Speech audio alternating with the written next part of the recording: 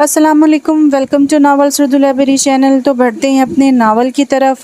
पारो और कहीं टिक कर बैठ जाए ये हो ही नहीं सकता, और वो किसी का इंतज़ार भी करे नामुमकिन। और इस पे एक और क़यामत के वो अपनी भूख और नींद भी बर्दाश्त करे, तौबा कभी तसव्वुर ही नहीं किया जा सकता। पारो के मिजाज आशना पारो के बारे में ऐसे ही गुमान रखते थे, मगर आज इनके ख्याल के बरक्स वो मतवातर 4 घंटों से एक ही जगह बैठी हुई थी और इंतज़ार भी कर रही थी। इस पे तीसरी क़यामत ये कि इसे भूख भी लग रही थी और नींद भी आ रही थी, फिर भी वो बर्दाश्त के मराहिल तय कर रही थी। इसका कोई मिजाज आशाना देख लेता तो यकीनन गश खा जाता और सबसे पहले यही सोचता कि ऐसी कौन सी बात होगी जिसने पारो जैसी अथरी और बेलगाम चीज़ को लगाम डाल दी है। लेकिन कोई ये नहीं जान सकता था कि पारो की आंखों के सामने इस वक्त भी अपनी माँ के जुड़े हुए हाथ लहरा रहे हैं और इल्तिजाइया आंसू बह रहे हैं, जो इसे बर्दाश्त करने पर मजबूर कर रहे थे। वरना दुनिया की ऐसी कोई ताकत नहीं थी जो इसे इस तरह मुजस्मा बनकर बैठने पर मजबूर कर सकती थी, वरना तो वो कब की अपनी मनमानी करके अपने आप को इस अजाब से निजात दिला चुकी होती। इसे भारी कामदार लहंगे और जेवरात से वहशत हो रही थी। इस पर मेकअप से उलझन का एहसास मज़ीद तबीयत को बेजार कर रहा था, मगर वो इसे बेजारी के बावजूद रात के इस पहर भी सब्र और ज़ब्त किए बैठी अपनी फितरत के ख़िलाफ़ रिकॉर्ड तोड़ रही थी। और जिस शख्स के लिए ऐसा किया जा रहा था वो अभी तक कमरे में तशरीफ़ नहीं लाया था और अभी तक दूर दूर तक कोई आसार नहीं थे। पारो अपने सरकश दिल को उल्टी सीधी बातें सोचने से बाज रखती अपनी ही कलाई में खनकती चूड़ियों को उंगलियों से छेड़ रही थी कि इसे आहट का एहसास हुआ। इसने चूम कर दरवाजे की सिमत देखा, मगर दरवाज़ा अभी भी बंद था। ये आहट इसका वहम थी। इसने एक बार फिर मायूस होकर चेहरा झुका लिया। मायूसी इसे इसके ना आने से नहीं हो रही थी, मायूसी इसे अपनी हालत पे हो रही थी, क्योंकि वो अपना हुलिया तब्दील करना चाहती थी, अपने आप को आज़ादी दिलाना चाहती थी। और जब तक वो ना आता बकौल बड़ी आपा के इसी हुलिये और अंदाज में रहना था। मलिक साहब शुक्र अदा करो, पारो आज मजबूर है, वरना वो मुठिया बींच कर बड़बड़ाई और आखिरी लफ्ज़ को ज़रा लंबा खींचकर लब भी बींच लिए थे। पारो के अंदर गुस्से का जहर भर रहा था। वो बल खा रही थी और एक अजीब सी आग थी जो इसे ना चाहते हुए भी सुलगने पर मजबूर कर रही थी। इससे पहले कि सुलगने के बाद शोलों का अमल शुरू होता, दरवाज़ा खोला गया और चंद सेकंड बाद बंद कर दिया गया। कदमों की चाप से ही आने वाली हस्ती की सर्द मेहरी का अंदाज़ा बाखूबी हो रहा था। 2 मिनट के वक्फे से दूसरी सर्द मेहरी का मुजाहरा हुआ। दिन भर दुल्हन बनने का शौक़ पूरा नहीं हुआ, जो रात के 3 बजे भी इतने ज़ौक़ शौक़ से तैयार बैठी हो। पारो एकदम तड़पी, क्योंकि ये सर्द मेहरी नहीं, जहर में भिजा हुआ हकारत अमेज़ नश्तर था जो वो इसके वजूद में उतार चुका था। तकलीफ़ तो होना ही थी। इसी तकलीफ़ के बायस इसने बरस्त गर्दन मोड़कर मलिक असर मीर हयात को देखा था। वो सोफ़े पर बैठकर सिगरेट सुलगा रहा था। आपको शायद अंदाज़ा नहीं मलिक साहब, कुछ मजबूरियाँ देखने वालों को शौक़ नज़र आती हैं, लेकिन वो शौक़ नहीं होती, मजबूरियाँ ही होती हैं। उधार रखना इसे भी नहीं आता था। खड़े खड़े हिसाब चुकाती थी। इस कमरे से बाहर तो मजबूरी का बहाना मान सकता हूँ, लेकिन अंदर ऐसी कौन सी मजबूरी थी जिसने तुम्हें अभी तक बांध रखा है? मलिक असर मीर का लहजा तंजिया था। पारो के तलवे से लगी और सर पर बिछी थी। इसने तिलमिलाकर रुख इसकी सिमत फेरा। पारो, मेरे जुड़े हाथों की लाज रखना। कोई कुछ भी कहे, तुझे हर हाल में चुप रहना है। देख, माँ बाप की इज़्ज़त अब तेरे हाथ में है। दूसरे पिंड जाकर हमारे सर पर खाक ना डलवाना, हम पहले ही। पारो की ज़बान पे आए जलते सुलगते तेज़ अल्फाज यकदम सर्द पड़ गए। माँ की इल्तिजाएं दोबारा कानों में गूंजने लगी और महरूम बाप की इज़्ज़त का ख्याल आते ही इसे जहर का प्याला पीना पड़ा, क्योंकि इन्हें वो पहले ही एक धचका लग चुका था। मैं लाइट ऑफ कर रहा हूँ, अगर सुबह तक किसी तरह बैठने का इरादा है तो सोफ़े पर चली जाओ। इसने चूम कर देखा, वो सिगरेट ख़त्म करके कपड़े भी बदल चुका था और बेड पे इसके करीब बैठा इसे उठने का और अपना साजो सामान उतारने का सिग्नल दे रहा था। पारो ने आज बर्दाश्त का अहद किया तो इसे निभाना भी था। सो खामोशी से उठकर कमरे के साथ बने एक छोटे कमरे में आ गई, जहाँ इसने अपने आप को आज़ाद कर लिया था। काफ़ी देर बाद वो वापस कमरे में आई तो कमरे में अंधेरा फैल चुका था। इसे समझ नहीं आ रहा था कि अब क्या करे, क्योंकि इसे जो कुछ समझाया गया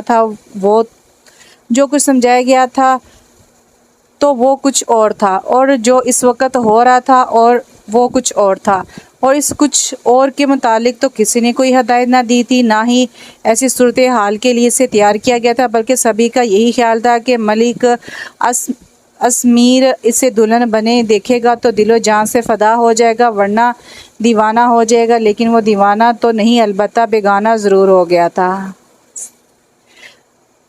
वो कमरे के बीचों बीच खड़ी फैसला नहीं कर पा रही थी कि इसे किस सिमत मुड़ना चाहिए, सोफ़े की सिमत या फिर बेड की सिमत। इतनी देर सोच विचार के बाद इसके कदम सोफ़े की सिमत उठ गए। इसे इसके पहलू में जाना गवारा नहीं था और वो रिलैक्स होकर सोने की तैयारी करने लगा था। अरे पारो, ये तो बताओ रुनमाई में क्या मिला? वो कमरे में दाखिल हो रहा था जब पारो की किसी सहेली का पुरशौक जुमला इसकी समातों से टकराया था, और इसी वक्त इसने चुपचाप सर झुकाए बैठी पारो को देखकर इसका चेहरा हर तासुर से आ रही था। इसे कमरे में दाखिल होते देखकर मायनी खेजी लड़कियां मायनी खेज लड़कियां मायनी से हंसती हुई उठकर बाहर चली गई। वो सुबह से निकला हुआ था, इस वक्त नहाकर कपड़े तब्दील करके आया था। तन्हाई मैसर आते ही वो अलमारी की सिमत बढ़ा और फिर इसके करीब आ गया। ये तुम्हारा रुनुमाई का तोहफा है, कल अम्मा ने दिया था, मुझे नहीं पता था कि इसमें क्या है, मैं रात को देना भूल गया, I am sorry. Packet bed पे इसके सामने तकरीबन पड़खने वाले अंदाज में रखा गया था, और साथ ये भी जता दिया गया था कि अम्मा ने दिया है, मेरी तरफ से मत समझना। और वो चुपचाप बैठी बस देखती ही रही कि वो क्या कर रहा है और ये क्या हो रहा है। और मलिक आसमीर इसकी मुसलसल खामोशी से हैरत में गर्क हो रहा था, क्योंकि जो कुछ बचपन से पारो के बारे में जानता था या फिर जैसा लोग पारो के बारे में इजहार करते थे, वो ऐसा कुछ भी नहीं कर रही थी। हालांकि वह चाहता था कि पारो कोई दंगल मचाए ताकि अम्मा को अपनी लाडली भांजी के करतूत थोड़ा धचका तो लगाते, मगर पारो तो जैसे दंगल करना ही छोड़ चुकी थी और वो मायूस हो रहा था। पारो पुत्र, नाश्ता आ चुका है, अंदर भेज दे। अम्मा ने दस्तक दी तो दरवाज़ा खुला होने की वजह से झांक कर इसे भी देख लिया, लेकिन अजमीर को ड्रेसिंग टेबल के आईने के सामने खड़ा देखकर अंदर आ गई। तुम भी आ चुके हो, चलो अच्छा हुआ, नाश्ता तो इकट्ठे ही करना था, बैठो तुम दोनों, मैं बेचती हूँ। सफ़िया आती है नाश्ता लेकर। अजमीर को मौजूद देखकर इन्हें मज़ीद तसल्ली हो गई। थोड़ी देर बाद सफ़िया आपा इनका नाश्ता लेकर आई और टेबल पर सजाकर बाहर निकल गई। पारो इनसे काफ़ी नॉर्मल बल्कि सरसरी अंदाज में मिली थी। वो इसकी एक एक हरकत नोट कर रहा था। खामोशी से खाना खाया गया और वो भी उठकर चला गया। इसके बाद लड़कियों का जुर्मट था और तरह तरह की औरतें थीं। यूँ लग रहा था जैसे पूरा गांव इसके कमरे में सिमट आया हो। औरतें इश्तियाक से मलिक मीर हयात की वोटी देखने आ रही थी और सब ही को वो वोटी पसंद भी आई थी, मगर कुछ नज़रें ऐसी भी थी जिनमें वोटी का रंग रूप तीर की तरह चुभा था। इन्हें मलिक मीर हयात की वोटी ज़रा भी ना भाई थी और ये इनके अंदर की हसद और जलन का नतीजा था, वरना पारो सादगी में भी किसी जगह ठहर जाती तो वो जगह सज जाती थी। पारो, ये माहीन है चचा कदीर की बड़ी बेटी। सायदा आपा ने आगे बढ़कर तारुफ करवाया था और माहीन ने चुपती नज़रों से देखते हुए हाथ आगे बढ़ाया था। पारो के मेहंदी रचे दूधिया हाथ में माहीन का हाथ बहुत हद तक सांवला हो गया था। हालांकि माहीन को अपनी गोरी चमड़ी पर बड़ा नाज होता था। सायदा आपा, ये मीर की अब आखिरी शादी है ना, कहीं ये ना हो कि फिर 6 माह बाद नई शादी की खबर मिल जाए। पारो से हाथ मिलाकर माहीन ने सायदा आपा को मुखातिब किया और इसकी बात पे जहाँ सायदा आपा ठटकी वहीं पारो भी लब बिंच कर रुख मोड़ गई थी। कैसी बातें करती हो माहीन, वो कौन सा 8-10 शादी कर चुका है जो तुम ऐसा कह रही हो? सायदा आपा को गुस्सा तो आया, मगर क्या करती, आखिर वो चचा ज़ात थी और मौका भी कुछ नाजुक था, इसलिए फिल वक्त इन्हें खामोश होना पड़ा। फिर माहीन को रुखसत करके वो पारो के करीब आ गई। देखो, ये लोग हमारी ज़रा सी खुशी से जल उठते हैं और हमेशा फसाद फैलाने की कोशिश करते हैं। तुम्हें इनकी बातों पे ध्यान देने की कोई ज़रूरत नहीं है। इंशाल्लाह अल्लाह सब कुछ ठीक हो जाएगा। ये घर भी तुम्हारा अपना है और इसमें रहने वाले फ़र्द भी तुम्हारे अपने हैं और अपनी चीज़ से बज़्ज़र नहीं होते। हमने बड़ी मुश्किलों से तुझे ब्याया है, मेरी जान ख्याल रखना कि किसी की जाल में मत आना।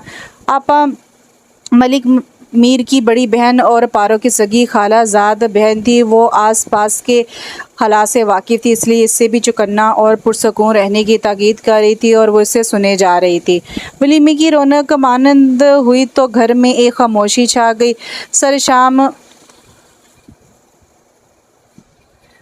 सरे शामी गांव का अजली सन्नाटा झींगों की आवाज़ का नुमाया करने लगा था। वो आज इसका इंतज़ार करने की पाबंद नहीं थी, इसलिए फ़ौरन ही कपड़े बदल कर आरामदा हुलिया में आ गई। इतने दिनों की थकन और नींद की कमी ने इसे सोने पर उकसा रही थी, लेकिन सोऊं कहाँ। इसने सोफ़े को देखकर फिर बेड को देखा और वो अभी कमरे में नहीं आया था। अगर नींद में सोफ़े से गिर गई तो मैं क्यों गिरूंगी? कल वो बेड पे सोया था, आज मैं सोऊंगी। मैं यहाँ सोफ़े पर सोने के लिए तो नहीं आई, और जब मुझे बेड पे सोया देखेगा तो अपना ठिकाना कहीं और कर लेगा। वो फैसला कर चुकी थी और इस पर अमल करने में इसे सिर्फ 5 मिनट लगे। थोड़ी देर बाद वो बेड पे महवे ख्वाब हो चुकी थी, लेकिन रात का न जाने कौन सा पहर था जब ज़ोरदार आहट पे इसकी नींद टूट गई। इसने चूम कर देखा, वो शायद गुस्से में था। अपनी घड़ी तो आकर साइड टेबल पे काफ़ी ज़ोर से पटकी थी और अब बेड पर बैठकर झुकते हुए अपने जूते उतार रहा था। वो इसे नज़रअंदाज करती सोती बन गई, मगर सोने में और सोता बनने में बड़ा फ़र्क होता है। फिर इंतज़ार में थी कि वो कहाँ सोता है। इसे यकीन था कि वो बेड पर नहीं सोएगा, मगर इसका यकीन रायगा गया। वो कपड़े बदल कर बेड पर ही आकर लेटा था। मोहतरमा माँ पैकर, मैं जानता हूँ तुम जाग रही हो और सोने का सिर्फ ड्रामा कर रही हो, लेकिन तुम ये नहीं जानती कि मुझे तुम्हारे सोने या ना सोने से कोई फ़र्क नहीं पड़ता, क्योंकि मुझ पे तुम्हारी मौजूदगी कभी असरअंदाज नहीं हो सकती। ना बेड पे सोने से तुम मेरे दिल के करीब आ सकती है और ना दूर जाने से मुझे तुम्हारी कमी महसूस हो सकती है। इसलिए इस कमरे में तुम जैसे चाहो रह सकती हो, तुम पे कोई पाबंदी नहीं, क्योंकि तमाम पाबंदी अपने दिल के लिए है। दिल काबू में तो सब कुछ काबू। यकीनन तुम समझ गई हो। वो इतने सुकून और इत्मीनान से बात कर रहा था कि पारो तिल मिला कर रह गई थी, लेकिन फिर भी जब्त के लिए लेटी रही। लेकिन इस सब के बावजूद ये बात ख़ास तौर पर याद रखना कि तुम कभी भी रीना की जगह नहीं ले सकती। मीर का ये नश्तर इतना जहरीला और तेज़ धार था कि पारो झटके से उठ बैठी थी। मुझे इसकी जगह लेने का शौक़ भी नहीं है मलिक साहब। हाँ, वो मेरी जगह लेने की कोशिश ज़रूर कर चुकी है, पारो सच कह रही थी, मगर मलिक मीर को ये सच कभी भी गवारा नहीं हो सकता था। तुम्हारे मेरे दिल में कोई जगह नहीं थी, जबकि मेरा पूरा दिल ही इसके लिए था, बल्कि अब भी है। और जब दिल ही इसके लिए है, फिर तो तुम इस दिल में कैसे रह सकती हो? वो पारो को सरतापा जलाकर राख कर देना चाहता था, और पारो जल तो रही थी मगर राख नहीं हो रही थी। इस वक्त भी इसका दिल इसके अल्फाज पे जैसे शोलों की नज़र हुआ था, मगर वो इन शोलों को बर्दाश्त कर गई। मेरे रहने के लिए दिल और बहुत मलिक साहब, दिलों की कमी कहाँ। वो बर्दाश्त के अगले पिछले रिकॉर्ड तोड़ती इंतहाई तहम्मुल से गोया हुई, और मलिक मीर पहली बार इसे देखकर रह गया था। ज़ीरो बल्ब की रोशनी में भी वो दमक रही थी। फिर मुझसे शादी क्यों की? मैं तो समझ रहा था कि कभी भी इस शादी के लिए हामी नहीं भरोगी, लेकिन मेरा ख्याल है कि तुम्हें इस प्रपोज़ल का इंतज़ार था, जिसके आते ही फ़ौरन हामी भर ली गई।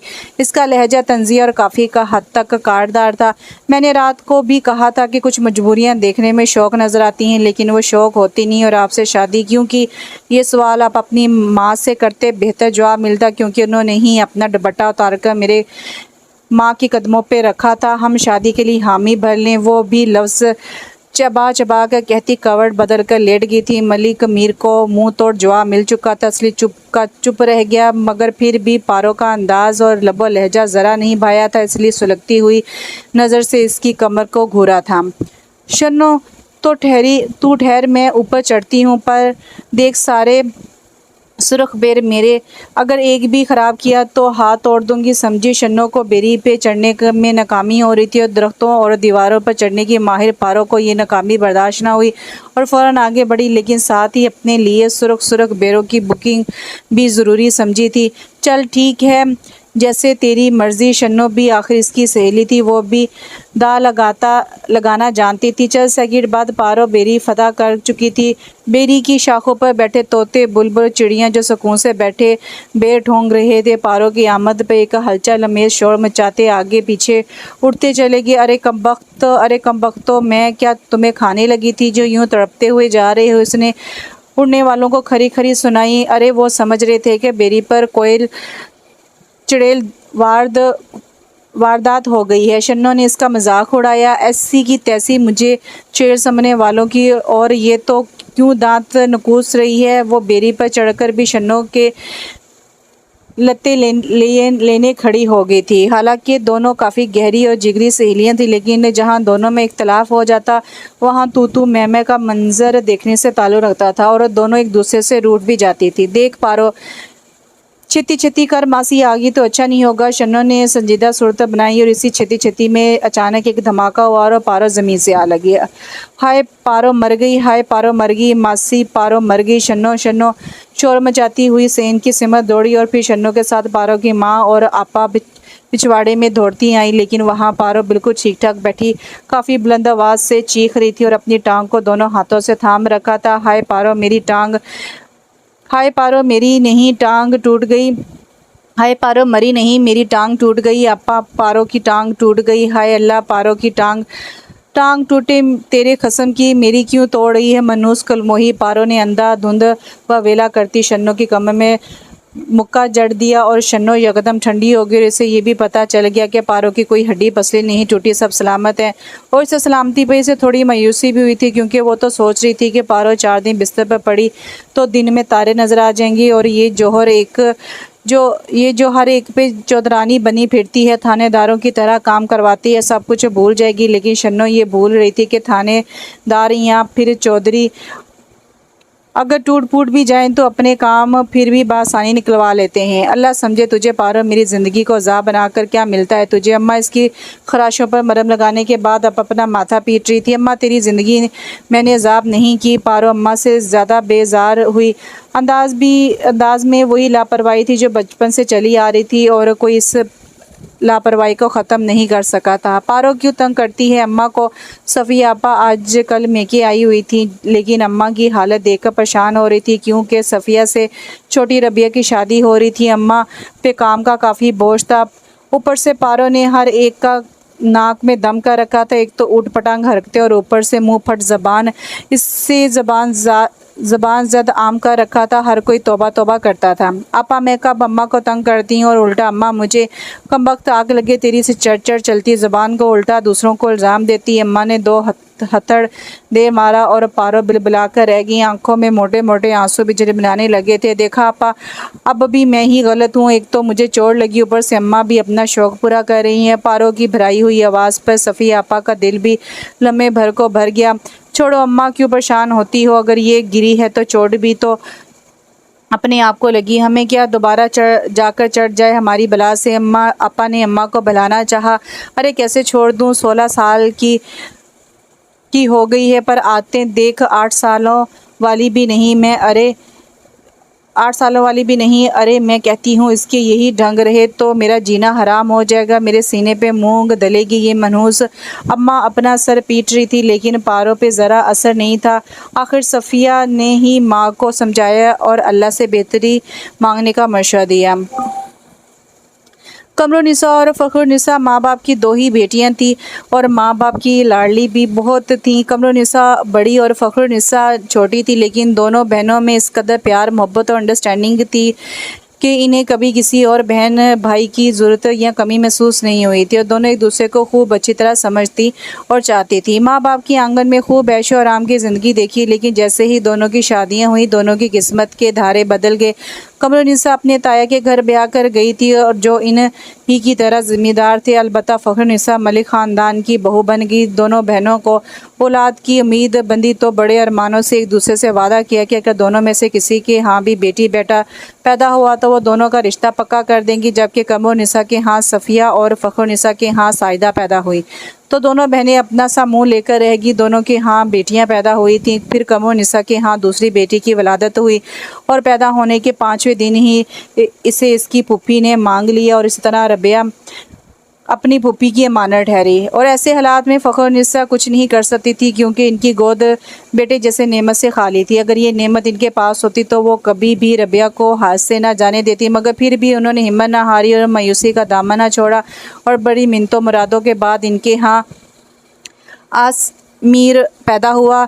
आसमीर साइदा से 5 साल छोटा था। कमरुन्निसा को भी 5 साल बाद बहन की गोद दोबारा आबाद होने पे बेपनाह खुशी हुई थी। कमरी आपा, अब तो आपके यहाँ बेटी पैदा होनी चाहिए, मेरा बेटा जवान हो रहा है, फ़खरुन्निसा ने अपने एक माँ के बेटे को देखते हुए कहा तो कमरुन्निसा हंस पड़ी। अजमेर सचमुच सबको बहुत प्यारा था और इसी लाड प्यार का नतीजा था कि वो काफ़ी तंग मिजाज साबित हो रहा था और सबको इसका ये मिजाज भी बहुत मुनफरिद लगता था। सबका ख्याल कि माँ बाप का इकलौता बेटा होने के नाते ये सब इसका हक है। ऐसा मिजाज एक फितरती अमल था, लेकिन इसे क्या खबर थी कि इसकी अम्मा फ़खरी इसके लिए क्या क्या सोचे बैठी है। अभी वो 8 साल का था जब कमरी खाला के यहाँ एक लड़की पैदा हुई। ये इनकी तीसरी बेटी थी। सभी को बेटे की आस थी, लेकिन फिर भी खादम हुसैन की पेशानी पर नागवारी की कोई लकीर न थी। बेटी की मोहनी सी सूरत देखी तो बेख्तियार इसका नाम भी तजवीज़ कर डाला, माह पैकर। नाम बहुत खूबसूरत था लेकिन माहौल से मेल नहीं खाता था, लेकिन फिर भी सबकी मुखालफत के बावजूद उन्होंने इसका नाम माह पैकर ही रजिस्टर करवाया था। सब चाहते थे कि बच्ची का नाम आसान सा हो। गांव में नाम बिगाड़ने की आदत तो आम पाई जाती है, सो माह पैकर खादिम सबकी बिगाड़ की वजह से पारो बन गई और इसको पारो अजमेर ने ही बनाया था, क्योंकि जब भी इसकी दिलकश मोहनी सी सूरत देखकर वो करीब आता वो बदल कर दूर हो जाती है। वो उठाने की कोशिश करता तो हाथों से फिसल जाती। ऐसे में अजमेर का गुस्सा बेजा था, क्योंकि हमेशा वो खुद लोगों की मोहब्बत और तवज्जो का मरकज़ होता था और अब अगर वो अपनी खालाजाद को मोहब्बत और तवज्जो दे रहा था तो वो दूर भागती थी। इससे साल 1.5 साल की बच्ची से चिढ़ होने लगी थी। अब वो इसे सिर्फ घूरने पर इक्तफा करता था और पहली बार इसने इसका नाम बिगाड़ कर पारो कहा था। अम्मा बेटे की खुफगी पर हंसती थी। वो मैट्रिक में था जब अम्मा ने बताया कि इसकी शादी पारो से ही होगी। इस इत्तला पर खासा गहरा धचका लगा था। ऐसा कभी नहीं होगा अम्मा, मुझे पारो से शादी नहीं करनी। अरे क्यों नहीं करनी, तेरे से ही ज़्यादा सोनी है। अम्मा, सोनी को उम्र भर बैठकर देखा नहीं जा सकता। एक तो वो मुझसे छोटी है और फिर इसकी हरकतें तो पंगूड़े से नज़र आ रही हैं। पूरे का पूरा फितना है वो। अजमेर अभी छोटा था लेकिन समझ बूझ थी, इसलिए इसे पारो की करतूत अच्छी तरह मालूम थे। मुंह संभाल कर बात कर, तेरी इकलौती मासी की बेटी है वो। अम्मा को गुस्सा आ गया। मैं भी मासी का इकलौता भांजा हूँ, मासी को भी मेरा ख्याल करना चाहिए। अपनी ऐसी पटाखा बेटी मेरे पल्ले बांध कर मेरी ज़िंदगी तो ख़राब ना करे। ख़बरदार, आज ऐसी बात कही है, आइंदा कही तो कभी बख्शूंगी नहीं। अम्मा एकदम जलाल में आ गई और अजमेर जलाता हुआ वहाँ से उठ गया। हूँ पारो से शादी, इसे पारो से चिढ़ थी कभी भूले से जो अपनी अम्मा के साथ इनके घर आ जाती तो फिर अजमेर की हर चीज़ तहस नहस कर जाती थी। हर चीज़ का तैया पांचा करके देखना इसकी फितरत में शामिल था। अजमेर को अब मज़ीद बुरी लगने लगी थी। इसका जी चाहता तो 10 साला पारो अकेले में मिले तो वो इसका गला दबा दे, मगर वो अकेले मिलती भी तो छलावे की तरह गायब हो जाती थी। खादिम हुसैन को पारो से इतनी मोहब्बत और लगाव था कि लाड प्यार करके इसे काफ़ी खूबसूरत बना दिया था। इसके मिजाज में हर दरमी कूट कूट के भरी हुई थी। बाप से ज़िद्दें मनवाने में माहिर थी और कमर निसा खादिम हुसैन को इसका हम नवा देख देख कर होलती रहती थी। पारो बाप के ज़ोर बाजू पे ऐश कर रही थी, लेकिन इसके ये ऐश बहुत थोड़े अरसे के साबित हुए। 10 साल की उम्र में बाप का साथ छूट गया था। सब से ज़्यादा बाप की कमी पारो को ही महसूस हुई। इतने दिन वो घुट घुट के रोती रही, लेकिन रफ्ता रफ्ता सबने इसे बहला लिया। बचपना था इसलिए जल्द बहल गई। इसकी ज़िद्दें अरूज पर पहुँच चुकी थी। अक्सर और बेशतर अम्मा इसे टोकने की कोशिश करती, जिस पे वो और ज़्यादा ज़िद करती। हालांकि सफ़िया रबिया भी तो इन्हीं की बेटी थी, इन्हें इनकी तरफ से कभी कोई परेशानी नहीं हुई थी, मगर पारो के मामले में तो इनका दिल हमेशा दहलता रहता। वो इसकी माँ थी और यकीनन इसके बारे में बेहतर ही जानती थी, लेकिन फिर भी फ़ख्रुन्निसा को अपने होने वाली बहू पे बड़ा नाज था। वो इसकी हरकतों और शरारतों को मासूमियत के खाते में डालती थी और इन्हें इसकी ये शरारतें बहुत पसंद थी, क्योंकि इनको ऐसी ही जिंदा दिल बहू चाहिए थी जो इनके घर को रौनक से भर देती। मगर न जाने क्यों अजमेर हयात पारो के लिए कहीं भी कोई नरम गोशा नहीं पा रहा था। वो अक्सर अपनी खाला से कतराया रहता था, कभी इनके घर भी नहीं गया था। मगर आज का रबिया की शादी की तैयारियां हो रही थी, इसलिए अम्मा बारहा इससे साथ चलने की ताकीद कर रही थी। मजबूरन सबके साथ इससे भी मेहंदी के रोज़ ही आना पड़ा था। पारो, तेरी मासी दा पुत्र ते बड़ा सोना है, ताजी ने किसी और ही रंग में कहा था। अपने बालों की चोटी लहराती पारो ने ताजी की नज़रों और बात के ताकों में देखा। वो किसी रिश्तेदार से बातों में मसरूफ़ था। हाल ही में वो शहर से कोई डिग्री लेकर आया था और सुनने में आया था कि वह मज़ीद तलीम हासिल करने के इंग्लैंड या अमेरिका जाने का इरादा रखता है। मेरी अम्मा कह रही थी कि पारो ब्याह कर अपनी मासी के घर ही जाएगी। शन्नो ने भी गुफ्तगू में हिस्सा लिया था और पारो जैसे उछल पड़ी। अरे सच कह रही हूँ, मेरी अम्मा को खुद तेरी अम्मा ने बताया था। शन्नो पुरसकून थी। पारो ने एक बार फिर अजमेर को देखा। अब के धड़कन की लय बदली हुई थी। क्यों, होगी ना लट्टू शन्नो ताजी एक साथ इसे छेड़ा। अरे लट्टू होती है मेरी जूती हूँ मैं किसी को क्या जानूँ, वो बदतमीजी से कहती है। उस सहन के दूसरे हिस्से की सिमत मुड़ गई और मलिक अजमीर हयात ने खूनख्वार नज़रों से इसे देखा। इसकी कमर पर मोटी सी चोटी जू रही थी। चोटी के हर बल में तफक्र झलक रहा था और इसका जी चाहा इसका ये फ़ख्र और गुरूर ये अकड़ चकना चूर करके रख दे।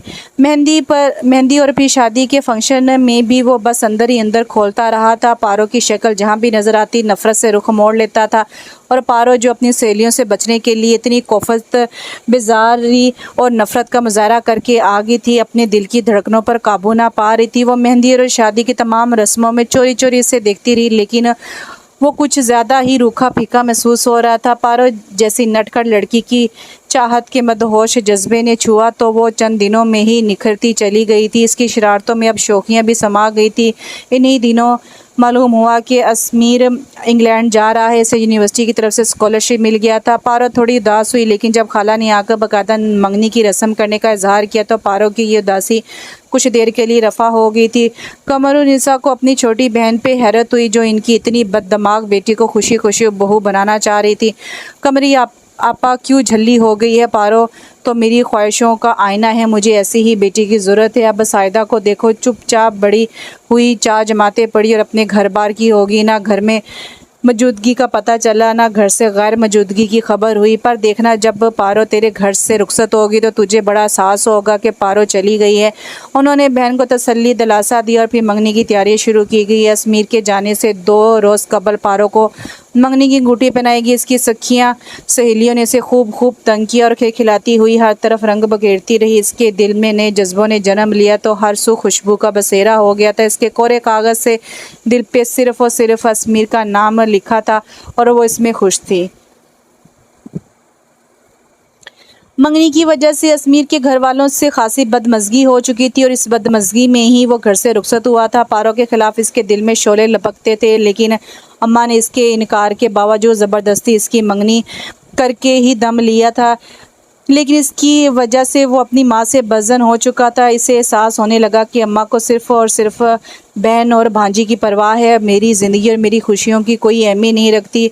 रीना इसकी क्लास फ़ेलो थी, बुनियादी तौर पर वो पाकिस्तानी ही थी, अलबत्ता इसे तौर तवार से वो कहीं से भी पाकिस्तानी नहीं लगती थी। लेकिन इसके बावजूद अजमीर को इसकी एक बात अच्छी लगी कि वो ज़्यादा फ्रैंक नहीं होती थी और ना ही शॉर्ट ड्रेस पहनती थी, हमेशा जीन्स शर्ट में ही रहती थी। इसे लड़कियों की बेतकल्फ़ी और दोस्ती के नाम पर बेहयाई भी नापसंद थी, इसलिए इसे संजीदा अजमीर हयात सबसे मुख्तलिफ नज़र आया और एक पाकीज़ा दोस्ती का आगाज़। अजमीर पहले ही गांव की गवार और जाहिल पारो से पीछा छुड़ाना चाहता था, सो बहुत आसानी से रीना को अपनी ज़िंदगी का शरीक सफ़र बना लिया था। 1 साल दोस्ती में और दूसरा साल मियाँ बीवी के रिश्ते में बंद कर गुजारा तो दोनों को एक दूसरे से दूर रहना मुश्किल हो गया। 2 साल बाद जब वो वापस पाकिस्तान लौटा तो रीना इसके साथ ही, लेकिन रीना का वजूद अम्मा पे किसी बम की तरह फटा था। उन्होंने आगे बढ़कर बेटे से मिलने की बजाय सर थाम कर कदम वापस मोड़ लिए थे।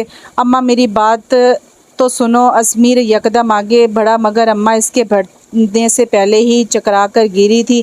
मलिक ज़मीर हयात अजमीर के वालिद भी इस दफ़ा चुप नहीं रह सके थे। चले जाओ यहाँ से, मर गए तुम हमारे लिए। उन्होंने हमेशा अजमीर को माँ से उलझे देखा था और वो यही समझते रहे कि बस कुछ देर के लिए माँ को सता रहा है, लेकिन वो माँ को सताने के लिए इस हद तक चला जाएगा इन्हें उम्मीद नहीं थी। और जब वो हद पार कर गया तो इनका मश्तल होना लाजमी अमर था। रीना हैरत से इस सिचुएशन को समझने की कोशिश कर रही थी। शाम का वक्त था, इसलिए अजमीर इसे लेकर कहाँ जा सकता था। वापसी के लिए घर से निकला तो चचा कदीर से सामना हुआ। इनका घर मलिक ज़मीर हयात के पड़ोस में ही था।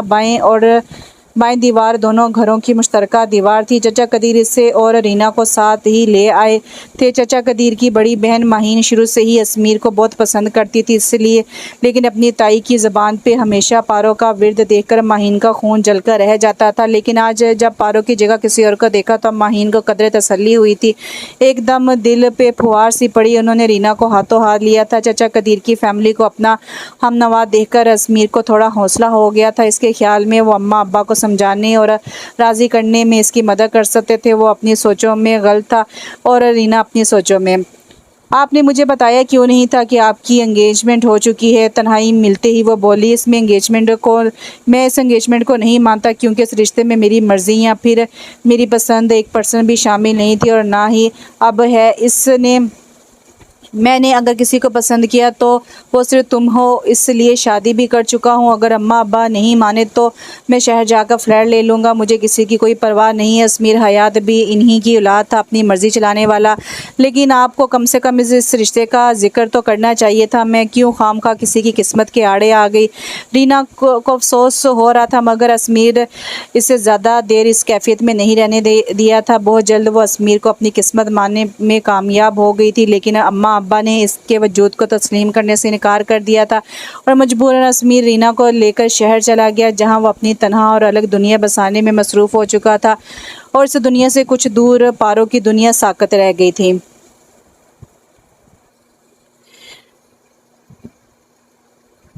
ख्याल, इसकी ख्वाहिश, इसके अरमान सब जल गए। पहली पहली मोहब्बत और महके महके ख्वाब इतनी जल्दी बेवक़्त होंगे, इससे अंदाज़ा नहीं था। अम्मा भी इस खबर से ढह सी गई, क्योंकि आजकल वो सफ़िया आपा की तरफ से बहुत परेशान थी। सफ़िया शादी के इतने बरस बाद भी औलाद की नेमत से महरूम थी और इनके ससुराल वाले आजकल बच्चों के लिए कुछ ज़्यादा ही बेकरारी ज़ाहिर कर रहे थे। पहले तो इनका शोहर इनके साथ था, मगर अब वो भी बच्चों की ख्वाहिश ज़ाहिर करने लगा था, जिस पे सफ़िया आपा परेशान होने लगी थी और इनकी परेशानी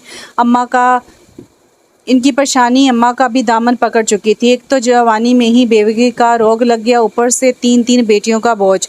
दो बेटियों के फ़र्ज से तो वो फारिग हो चुकी थी, तीसरी का मसला भी बाकी था और तीसरी के लिए इनके दिल में थोड़ा इत्मीनान भी रहता था कि मगर आज वो इत्मीनान भी रुखसत हो चुका था। अब क्या होगा, पारो का क्या बनेगा। अम्मा की आंखों के सामने तरह तरह के खदशे नाचने लगे। पारो खुद भी इस धचके का शिकार हुई थी, लेकिन न जाने क्यों वो अपना रोग अम्मा को नहीं लगाना चाहती थी। देख अम्मा, मुझे तो वो शुरू से ही चंगा नहीं लगता था, अपने आप का बड़ा तुरम खान समझता है। मैं भी किसी से कम नहीं, मेरी तरफ से भाड़ में जाए, मेरे लिए कोई कमी है रिश्तों की, एक इशारा करूं तो लाइन लग जाए। इसने अम्मा को तसल्ली देने की कोशिश की, मगर वो अपने अंदेशों से निकलने में कामयाब नहीं हो रही थी। ऐसी ही कुछ कैफियत पारो की भी थी, मगर वो जाहिर नहीं कर सकती थी कि अजमेर हयात इसके लिए क्या अहमियत रखता है। अगर जाहिर करती तो उल्टा सहेलियाँ इसका मजाक उड़ाती और अपनी मोहब्बत को अपने जज्बों का मजाक नहीं बनवाना चाहती थी, इसलिए अपने इस जख्म को वो बेनियाजी और लापरवाही के मरहम से ढक रही थी। हालांकि इस पे जो क़यामत गुजर चुकी थी, इसके बाद ऐसा हौसला और हिम्मत रखना काफ़ी हैरान कुन अमल था। पारो के सहेलियों को पता चला तो इन्हें भी अफसोस हुआ था, मगर पारो ने खुद पे कोई अफसुदगी तारी नहीं होने दी थी। इंतहाई जज्बाती, मुंह फट और बदतमीज़ पारो से ऐसे रवैये की उम्मीद रखना अपनी उम्मीदों पे पानी फेरने के बराबर था। लेकिन यहाँ तो सब कुछ उलट ही नज़र आ रहा था। पारो सहेलियों की बातों और अम्मा की परेशानी की वजह से लापरवाही का चोला पहन चुकी थी। इसे अजमेर से कोई मतलब नहीं था, लेकिन दर हकीकत दिल रो रहा था। सफ़िया की तलाक कमरुन्निसा को बिस्तर से लगा गई और कमरुन्निसा का दुख फ़खरुन्निसा को खाए जा रहा था। वो बहन को मुंह दिखाने के काबिल ना थी। पहले पारो की तरफ से दुख मिला और अब सफ़िया की तरफ से तो उम्र भर का दाग लग गया था। कमरुन्निसा की सारी तवानाई रुखसत हो गई और वो दिनों में मज़ीद बूढ़ी हो गई थी। इन्हीं दिनों साइदा आपा और अजमेर का टकराव हो गया था और अजमेर से ही पता चला कि रीना उम्मीद से है। ये खबर अम्मा को मिली तो पहलू बदल कर रह गई और इनकी बेचैनी मलक ज़मीर हयात से छुपी ना रह सकी। नेक वक्त इतनी परेशान क्यों हो। उन्होंने अपनी पग उतार कर चारपाई पर रखी और अपने बालों पर हाथ फेरते हुए घरवाली से मुखातिब हुए। अभी अभी पूछते हो मलिक जी के परेशान क्यों हो। उनका लहजा भर गया तो मलिक जी लम्हा भर के लिए चुप हो गए। देख फ़खरी बेगम, तेरी बहन भी सिर्फ़ एक है और हमारा पुत्र भी सिर्फ़ एक। तेरी बहन समझदार औलाद की मुँह जोरियाँ समझती है, लेकिन हमारा पुत्र ना समझ है। माँ बाप की मजबूरियाँ नहीं समझ सकते, इसलिए एक को समझाना और एक को खुद समझ। मलिक ज़मीर हयात की बात पे वो खुद ना समझी से देखने लगी। अरे मेरी झल्ली मालकानी, अकल से काम ले, अपने पुत्र की खुशी में खुश होना सीख, अपने पोते पोती के लिए दुआ कर। हो सकता है कि रब पारो के नसीब और अच्छे कर दे। और बहन को समझा कि औलाद किसी के भी इख्तियार में नहीं होती। औलाद अड़ल घोड़ी की तरह होती है, कभी काबू आ जाती है, कभी बेकाबू हो जाती है। और हमारी औलाद भी बेकाबू हो गई है, लेकिन बेकाबू औलाद हो या घोड़ी से छोड़ा तो नहीं जा सकता ना। उन्होंने रफ्ता रफ्ता बीवी को कुछ कायल कर ही लिया था और फिर अम्मा अब्बा के साथ रीना की डिलीवरी से एक रोज़ कबल इनसे मिलने शहर आ गई थी। आंटी आप फ्लैट का दरवाज़ा रीना ने ही खोला था, अजमीर घर पर नहीं था। इसने काफ़ी खुशदिली से इनका इस्तकबाल किया था। अम्मा भी इसके ख़िलाफ़ दिल में मौजूद तमाम नफ़रत होकर आई थी। काफ़ी देर बाद अजमीर घर में दाखिल हुआ तो ठटक के इतनी देर लगा दी आपने, अंकल और आंटी कब से आए बैठे हैं। रीना उठकर इसके करीब गई और रीना और अम्मा अब्बा के अच्छे ताल्लुकात की झलक इनके चेहरों से देख चुका था, इसलिए आगे बढ़कर इसने भी माँ के कदम थाम लिए। अम्मा मुझसे जो भी गलती हुई मुझे माफ़ कर देना, मैं रीना के बगैर नहीं रह सकता। इसने परदेश में मेरा इतना साथ दिया, मेरा ख्याल रखा, अपने देश आकर इसका साथ नहीं छोड़ सकता था। और पारों से मंगनी आपकी अपनी ज़िद और जल्दबाजी थी, मैंने आपको रोका था कि ऐसा मत करें। वो भी माँ को दुख देखकर खुश नहीं था, इसे भी नदामत होती थी, मगर अब सारी नदामत धुल चुकी थी। अजमीर आपको मुझसे एक वादा करना है। रीना अस्पताल जाने से पहले इसके करीब आ गई थी। जब से तुम मिली हो तब से वादे ही तो कर रहा हूँ, वो खुशगवार लहजे में बोला। जो मैं कह रही हूँ वो बताएं। रीना बस दी थी। ओके बाबा कहो कैसा वादा लेना है। वो इसके तरफ मतवज्जो हुआ। आप आइंदा कभी अंकल और आंटी का दिल नहीं दुखाएंगे और कभी इनकी किसी बात से इख्तलाफ नहीं करेंगे। आप इनके इकलौते बेटे हैं, इनके बहुत से अरमान आपकी ज़ात से जुड़े हैं। अगर आप इनके अरमानों को झड़कते हैं तो इनका दिल बुझ जाता है। प्लीज़ मुझसे वादा करें, जो वो कहेंगे आप वही करेंगे। रीना ने इससे वादा लिया था। वो आज तो वो अपने आने वाले बच्चे के लिए इतना खुश था कि रीना इससे दुनिया छोड़ने का वादा लेती तो वो फ़ौरन ये वादा भी कर लेता। इसे अपने बच्चे की आमद का बड़ी बेचैनी और शिद्दत से इंतज़ार था। अम्मा अब्बा भी साथ ही अस्पताल गए। दिन भर की ट्रीटमेंट के बाद रीना को शाम के वक़्त लेबर रूम में ले जाया गया और फिर अजमीर की इंतज़ार की घड़ियाँ तवील से तवील तर होती चली गई। अम्मा जाए नमाज बिछाकर मुसलसल दुआएं कर रही थी। अब्बा भी परेशान थे। थोड़ी देर बाद पता चला कि केस में काफ़ी पेचीदगियाँ हैं, दोनों में से किसी एक की जान बचाई जा सकती है। अजमीर के लिए दोनों ही अहम थे। वो दोनों की ज़िंदगी चाहता था, लेकिन दिल पर पत्थर रख के सिर्फ एक का नाम लेना बहुत दुश्वार मरहला था। फिर भी इसने रीना का नाम लिया था, मगर अब को कुछ और ही मंजूर था। मुर्दा बच्चे को जन्म देने वाली रीना भी खुद भी डिलीवरी के बाद सिर्फ 1 घंटा जी सकी थी और अजमीर खाली हाथ खड़ा धुआं नज़रों से देखने की कोशिश कर रहा था। इसके सामने पड़े मुर्दा वजूद इसकी ज़िंदगी का हिस्सा थे और इसकी ज़िंदगी से कट गए हैं। ज़िंदगी के हिस्से कट जाएँ तो इंसान यूं ही बेहिस्सो हरकत हो जाता है। वो भी बेहिस्स हो चुका था। अम्मा अब्बा इस दुख पे बहुत रोए थे, लेकिन वो तो रोने के काबिल भी नहीं था। अजमीर का संभालना बेहद मुश्किल हो चुका था, इसके दिल में खला बन चुका था। रीना की मौत का सुनकर सफ़िया और रबिया दोनों बहनें इज़हार ताज़ियत के लिए आई थी। अम्मा इन दिनों दोनों से बहुत शर्मिंदा थी और बेटे के दुख पे दुखी भी हो रही थी। खाला आप क्यों परेशान होती है? अगर पारो का नसीब आपके आंगन से वाबस्ता नहीं था तो इसमें आपका या फिर किसी और का क्या कसूर? आप समझदार और बाहौसला हैं, आप अपने आप को संभालें और अजमीर को भी तसल्ली दें। इस वक्त इसे आपकी तसल्ली और मोहब्बत की ज़रूरत है। रबिया ने काफ़ी मतानत और बुर्दबारी से अपनी खाला को समझाया था, पर मैं कमरी आपा को क्या मुंह दिखाऊंगी, और जिसके लिए इसने इतना बड़ा कदम उठाया था वो भी नहीं रही और साथ ही औलाद जैसा दुख भी दे गई। कैसी किस्मत थी बदनसीब की। इन्हें सचमुच रीना और बच्चे की मौत का बहुत दुख पहुँचा था। ये भी अल्लाह के फ़ैसले हैं। खाला हौसला रखो और रब बेहतर करेगा और अम्मा की फ़िक्र ना करो, वो भी संभल जाएगी। इस पहाड़ से ज़िंदगी में इतने दुख देखे हैं, एक और सही। सफ़िया की मुसलसल खामोशी के बायस रबिया को ही बोलना पड़ रहा था। रबिया पुप्पी ज़ाद से ब्याही गई थी और इस वक्त 2 साल बेटे की माँ थी। इसकी तरफ से कमो निसा का दिल पुरसकून था। काफ़ी देर वो लोग बैठी रही। अजमीर से भी सरसरी सा सामना हुआ और वो कुछ नहीं बोला था। रीना की मौत के 1 साल बाद अम्मा अब्बा ने बाहमी मशे के बाद एक इरादा किया था और इनका इरादा जब अजमीर की समातों तक पहुंचा तो वो पूरे 1 साल बाद किसी आतिफी शान लावे की तरह फट पड़ा था। फिर वही पारो, अम्मा ये पारो मेरी ज़िंदगी का पीछा क्यों नहीं छोड़ रही? ये पारो मर क्यों नहीं जाती? रीना की जगह ये क्यों नहीं मरी? आसेब की तरह चिमट गई है मेरी ज़ात को। इसकी वजह से आपने रीना को ठुकरा दिया, घर से निकाल दिया। इसकी वजह से आपने मेरी खुशियां कबूल नहीं की। इसी की वजह से आपको अपने सगे बेटी की परवाह नहीं रही। काश इसमें पारो का काश मैं इस पारो का कत्ल कर सकूं। अजमीर का बस चलता तो पारो को किसी बम से उड़ा देता। वो पारो का नाम सुनते ही हत्थे से उखड़ गया था। इसे पारो की ज़ात से नफरत तो और ज़्यादा हो गई थी। इसका नाम इसे शोलों पर गिराने के लिए काफ़ी था। अम्मा अब्बा इसका इस कदर शदीद रद्द-ए-अमल देखकर इस बार खुश नहीं हुए थे। उन्होंने इसे कह दिया था कि इस बार हतमी फ़ैसला कर ले। वालिदैन अजीज़ हैं तो इनकी बात माननी होगी, वरना। और वो इस बार तमाम हथियार डालने पर मजबूर हो गया था। पारो, एक बार इस घर में आ जाओ, बड़े हिसाब निकलते हैं तुम्हारी तरफ। तुमने मेरी ज़िंदगी जीरन की है, मेरे वालिदैन को भी मेरा नहीं रखा। मैं तुम्हारा फिर भी नहीं होगा। इसने पारो के ख़िलाफ़ अपने दिल में एक नफ़रत का जहान आबाद करते अपनी रजामंदी अम्मा अब्बा के हवाले कर दी। और अम्मा के तो समझो कदम ही ज़मीन पर ना पड़ रहे थे।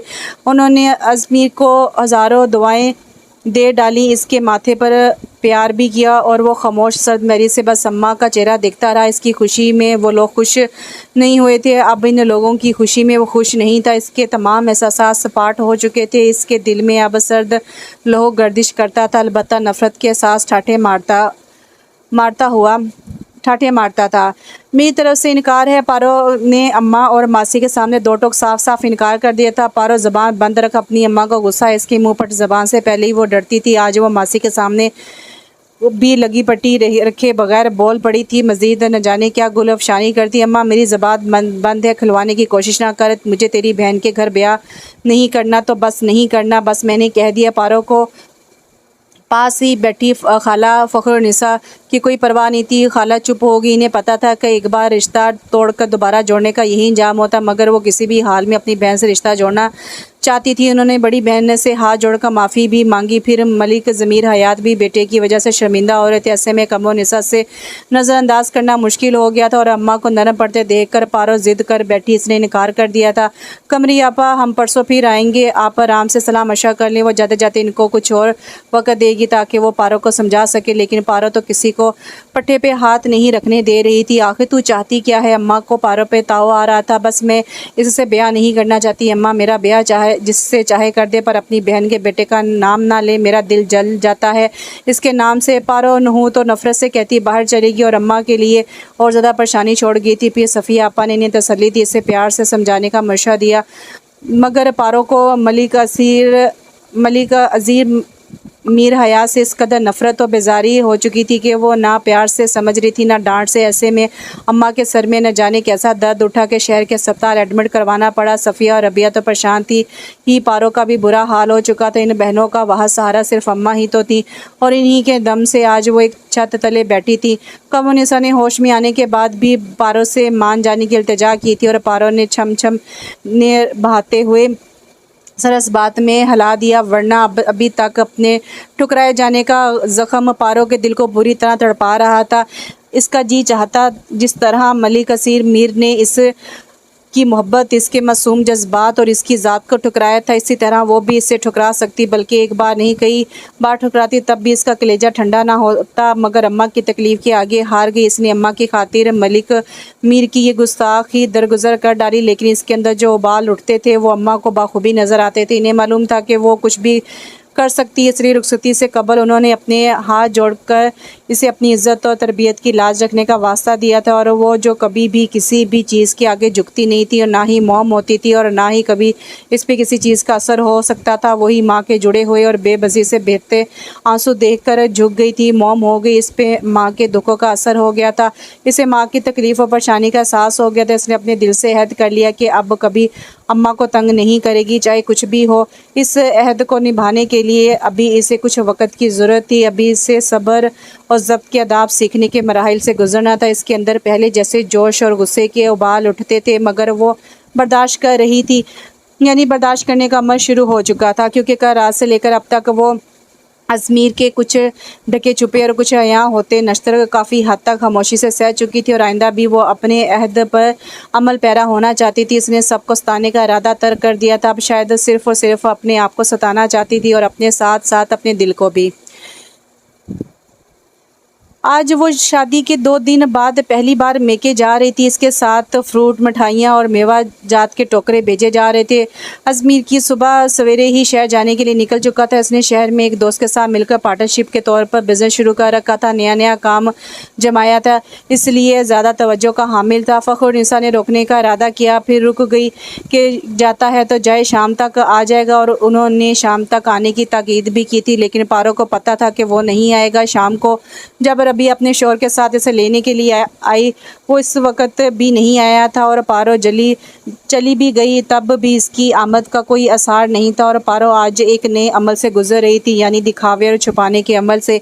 इसने आज तक कुछ नहीं छुपाया था सिवाय अज़मीर की मोहब्बत के, जो इससे करती थी, और आज भी वो सब कुछ बता रही थी सिवाय अज़मीर की नफ़रत के, जो वो इससे करता था। इसने सहेलियों के सामने दिखावा किया, अम्मा और बहनों से सब कुछ छुपाया ताकि वो लोग इसकी तरफ से परेशान ना होती। अलबत्ता खुद इसने तन्हाई मिलते ही खूब दिल खोल कर आंसू बहाए थे और अपने दिल का गुबार निकाला था।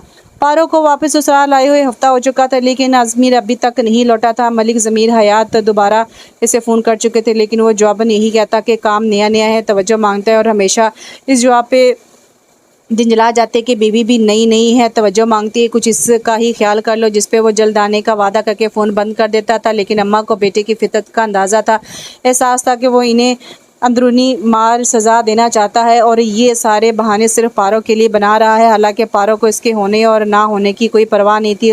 वो इन 8 दिनों में अपने लिए मसरूफियात ढूंढ चुकी थी। मेके में तो इसका मशगला था दीवारों दरख्तों पर चढ़ना, बच्चों के साथ खेलना, सहेलियों के साथ शरारतें करना, दिन भर अम्मा को छेड़ना और फिर सरबतें सुनाना। अलबत्ता ये सारे काम वो यहाँ नहीं कर सकती थी, इसलिए खाला अम्मा के कई काम अपने ज़िम्मे ले लिए थे, जिनमें मसरूफ़ होकर वो काफ़ी मुतमिन और पुरसकून भी थी। इस वक्त भी वो पूरा सेन झाड़ू से साफ़ करके मुर्गियों का डब्बा खोले इनको दाना डाल रही थी, जब बराबर वाले घर की दीवार से माहीन का चेहरा नमूदार हुआ। लेकिन पारो मुर्गियों की चहलकदमी और दाना चुगने का मंजर देखने में इतनी महवत थी कि देख ना सकी। लगता है अज़मीर कुछ ज़्यादा ही गहरी सोचें सौंप गया है। माहीन का लहजा काफ़ी खुशगवार था, लेकिन इस खुशगवारियत के पीछे कांटों की चुभन पल भर में इसे अपना आप बावर करवा गई थी। जितनी सोची मुझे सौंप कर गया है, इतनी ही मैंने भी इसके साथ भेजी हैं। मैं तो रात को सो जाती हूँ, वो तो सोता भी नहीं। पारो ने मुट्ठी से सारा बाजरा मुर्गियों के आगे गिराते हुए हाथ झाड़ा और पूरी की पूरी माहीन की सिमत घूम गई। अगर रात को सोता नहीं तो फिर तुम्हारे पास ही आ जाए ना। माहीन के लहजे में तंज वाज़ह था। वो हल्के से मुस्कुराई और माहीन का दिल सुलग गया। वो तो आता है, मैंने ही मना किया था। असल में बाजी जुदाई में बड़ा मज़ा है, प्यार बढ़ता है। पारो भी इसकी रगो जान चुकी थी। माहीन का रंग नीला पीला होने लगा था। ये क्यों नहीं कहती कि वो शहर में रीना की यादें ताज़ा करने के लिए रहता है। यादें भी तो इन्हीं की ताज़गी जाती हैं। सॉरी, ये थोड़ा सा मिटे हुए लफ्ज़ हैं, इसलिए मुझे बड़ी मुश्किल से पढ़ना पड़ रहा है। उम्मीद करती हूँ कि आप अंडरस्टैंड करेंगे। यादें भी तो इन ही की ताज़ा की जाती हैं जो मुर्दा हो जाते हैं, और मुर्दा चीज़ों से मुझे क्या मतलब। अल्लाह इन्हें जन्नतुल फिरदौस में जगह दे, मैं तो ज़िंदा हूँ। पारो आखिर पारो थी, माहीन को दीवार से उतरते ही बनी, लेकिन बाद में इसका दिल सचमुच बुझ कर रह गया। वो अज़मीर का रवैया तो बर्दाश्त कर सकती थी, मगर लोग जो तंज़िया नज़रों से देखते और नोकदार बातें करते थे, वो बर्दाश्त करना ज़रा मुश्किल हो जाता था। पारो क्यों खड़ी है पुत्र? किचन से निकली तो इतनी देर से यूं ही चुपचाप खड़े देखकर तशवीश से पूछ बैठी। कुछ नहीं, बस वो माहीन बाजी खड़ी थी, इसलिए मैं भी रुक गई। इसने सर झटक कर अपनी सोचों को भी झटक दिया था। अम्मा एक बात कहूँ, पारो ने भी कभी बात करने से पहले किसी से इजाज़त लेना थी हैरत का मुकाम था। अरे पुत्र, लाखवारी आँख, खालिस पंजाबी और खालिस मोहब्बत से इजाज़त दी गई थी तो अब्बा से प्यार करती है या अब्बा तुझसे प्यार करता है? इसकी बात पे अम्मा के चेहरे पे चमक और रंग दौड़ गया और कुछ भूली बसरी शर्मो हया भरी मुस्कान भी होंठों पर आ ठहरी। पगली, ये क्या बात हुई? यही तो अहम बात है अम्मा, पारो ने जोर दिया था। सच पूछो तो हम दोनों ही बड़ा प्यार करते थे। मलिक जी गुस्से का नाम भी नहीं जानते, पर मैं बड़ी चुपती गुस्सा कर जाती थी, इसलिए वही मुझे मनाते थे, और जब मैं नहीं मानती थी तो वो अंदर बाहर चुपचाप फिरते रहते थे। फिर कमरी आपा सुलह सफाई करवाती थी, इसलिए हमारे प्यार और मोहब्बत में कमरी आपा भी शामिल है। अम्मा की बात पारो ने मुकम्मल दिलचस्पी से सुनी थी, यानी ज़्यादा प्यार अब्बा ही करते थे। पारो की बात पे अम्मा ने किसी और ही रंग में चूम कर देखा। इनका ध्यान अजमीर की तरफ चला गया था। ना पुत्र, ज़्यादा प्यार मर्द भी इसी वक्त करता है जब तक इसकी बात मानती रहो और इसे गुस्सा ना दिलाओ। जहाँ बात ना मानी और मर्द को गुस्सा आ गया, समझो सारा प्यार मोहब्बत हवा हो गया। यूँ समझो मर्द मतलब से प्यार करता है, औरत बगैर मतलब के। अम्मा ने ज़िंदगी से कहते हुए उसे थोड़ा समझाने की कोशिश की। अभी न जाने ये गुफ्तगू क्या रुख अख्तियार करती, महल्ले की दो ख़वातीन आ गई और पारो उठकर सब्ज़ी बनाने चली गई। शाम का पंछी गांव की कच्ची पक्की दीवारों लहलाते सरसब्ज खेतों और गुनगुनाते दरख्तों पे अपने सुरमई परों का साया फैला चुका था। कहीं से खुशबू और खुशबूदार हंडिया की महक और कहीं से रोटियां बनाते हाथों में पड़ी चूड़ियों की खनक उठ रही थी। कोई माँ अपने बच्चे को आवाज़ देकर शाम होने पर घर बुला रही थी और कोई बच्चा माँ का आंचल थामे भूख पे बेसब्री का इजहार कर रहा था। परिंदे अपने अपने घोंसलों में अपनी जगह सेट करते हुए शोर मचा रहे थे और कोई अपनी जगह छीन जाने पे वह वेला करते हुए काट खाने को दौड़ आता। ऐसे में मौसम की पुकार पर पूरे माहौल पे एक सुकून भरा सन्नाटा छा गया। कई लड़कियों बालियों ने बेख्तियार दुपट्टे की तरफ हाथ बढ़ाकर सर ढांप कर इस पुकार को किधर से सुना। कई मर्दाना कदम मस्जिदों की तरफ उठने लगे और कई औरतें वज़ू करने चल दी। इंतहाई खामोश बैठी पारो ने अब्बा को नमाज के लिए घर से निकलते देखा। फिर नज़र अम्मा की तरफ उठी और वो भी मुर्गियों का डब्बा बंद करके वज़ू करने जा रही थी। चिड़ियों और कौवों के शोर ने अब खामोशी उतर चुकी थी। सबको इल्म हो गया कि एक दिन तमाम हो चुका है, अल्लाह का शुक्र अदा करने की घड़ी है। सो सभी इसके हुजूर झुकते जा रहे थे। बेख्तियार पारो के कदम भी गुस्ल खाने के जाने बढ़ने लगे। थोड़ी देर बाद वह नमाज पढ़कर दुआ के लिए हाथ उठा रही थी जब बाहर गाड़ी का हारन सुनाई दिया। अजमीर आया है। बेख्तियार अम्मा खुशी से उठ खड़ी हुई। पारो आवाज़ सुन चुकी थी मगर इसके वजूद में कोई जनिश नहीं हुई और वो दुआ की हालत में बैठी रही। अम्मा ने जल्दी जल्दी पिछवाड़े का काम करने वाली नसरीन को दरवाजे की चाबी देकर भेजा। लकड़ी के गेट से चमचमाती हुई लैंड क्रूज़र अंदर दाखिल हुई। इसको दूसरी साइड पर बांध आओ, ये गाड़ी ख़राब भी कर सकती है। इसने गाड़ी से उतरते ही गेट के करीब बंधी बड़े बड़े सिंगों वाली भैंस को बेजारी से देखा। इससे ही खोलने आई थी। मलिक जी अभी ले जाती हूँ। नसरीन ने झुककर भैंस को खोटने से खोला और घर के रहायशी हिस्से की साइड से गुजार कर पिछवाड़े में ले गई जहाँ भैंसों, बकरियों और दूसरे पालतू जानवर रखने का इंतजाम किया गया था, जिसको देहाती ज़बान में ठारा बोलते थे। अजमीर ने करीब आकर अम्मा को सलाम किया और इनके दिल में बेपनाह खुफगी थी, मगर बेटे को सामने झुके देखकर खुफगी बरकरार न रख पाई और इंतहाई नरमी और प्यार से इसके माथे पर बोसा दिया। जीते रोए से दुआएं देती वो ममता के एहसास से मलगूब थी। आखिर इतने दिनों बाद बेटे को देख रही थी। अलबत्ता चारपाई पर बैठे हुए अजमीर की बेइरादा नज़र बरामदे की तरफ उठ गई जहाँ वो जाए नमाज बिछाए नमाज के बाद दुआ कर रही थी। इसने दूसरे लम्हे नज़रों का जावे बदल डाला। इसे इसको देखने का कोई शौक भी तो नहीं था। पारो पुत्र जल्दी से ठंडा शरबत लेकर आओ, पंखा भी चला दे, बड़ी गर्मी है। और वो अजमीर के सामने वाली चारपाई पर बैठ चुकी थी। नहीं अम्मा, शरबत नहीं, सादा पानी चाहिए। इसने रोक दिया। पारो सुन चुकी थी, इसलिए बरामदे में रखी फ्रिज से ठंडे पानी का गिलास ले आई जो इंतहाई खामोशी से इसके सिमर बढ़ा दिया था। ना दुआ ना सलाम। अम्मा तो पारो के पानी लाने से कबल ही वहाँ से गायब हो चुकी थी कि नसरीन अभी तक दूध लेकर नहीं आई। लेकिन अम्मा जिनके लिए गायब हुई थी वो जज्बाती तौर पर खुद गायब थे। इनमें फ़िलहाल ऐसा कोई रिश्ता नहीं था जो इनको जज्बाती तरीके से एक दूसरे के करीब करता या फिर शादी के बाद पहली बार मुलाकात होने पे कुछ अनोखा सा छूता सा एहसास दिलाता। दोनों तरफ अल्लाह ताल्की और बेनियाजी रूज पे थी।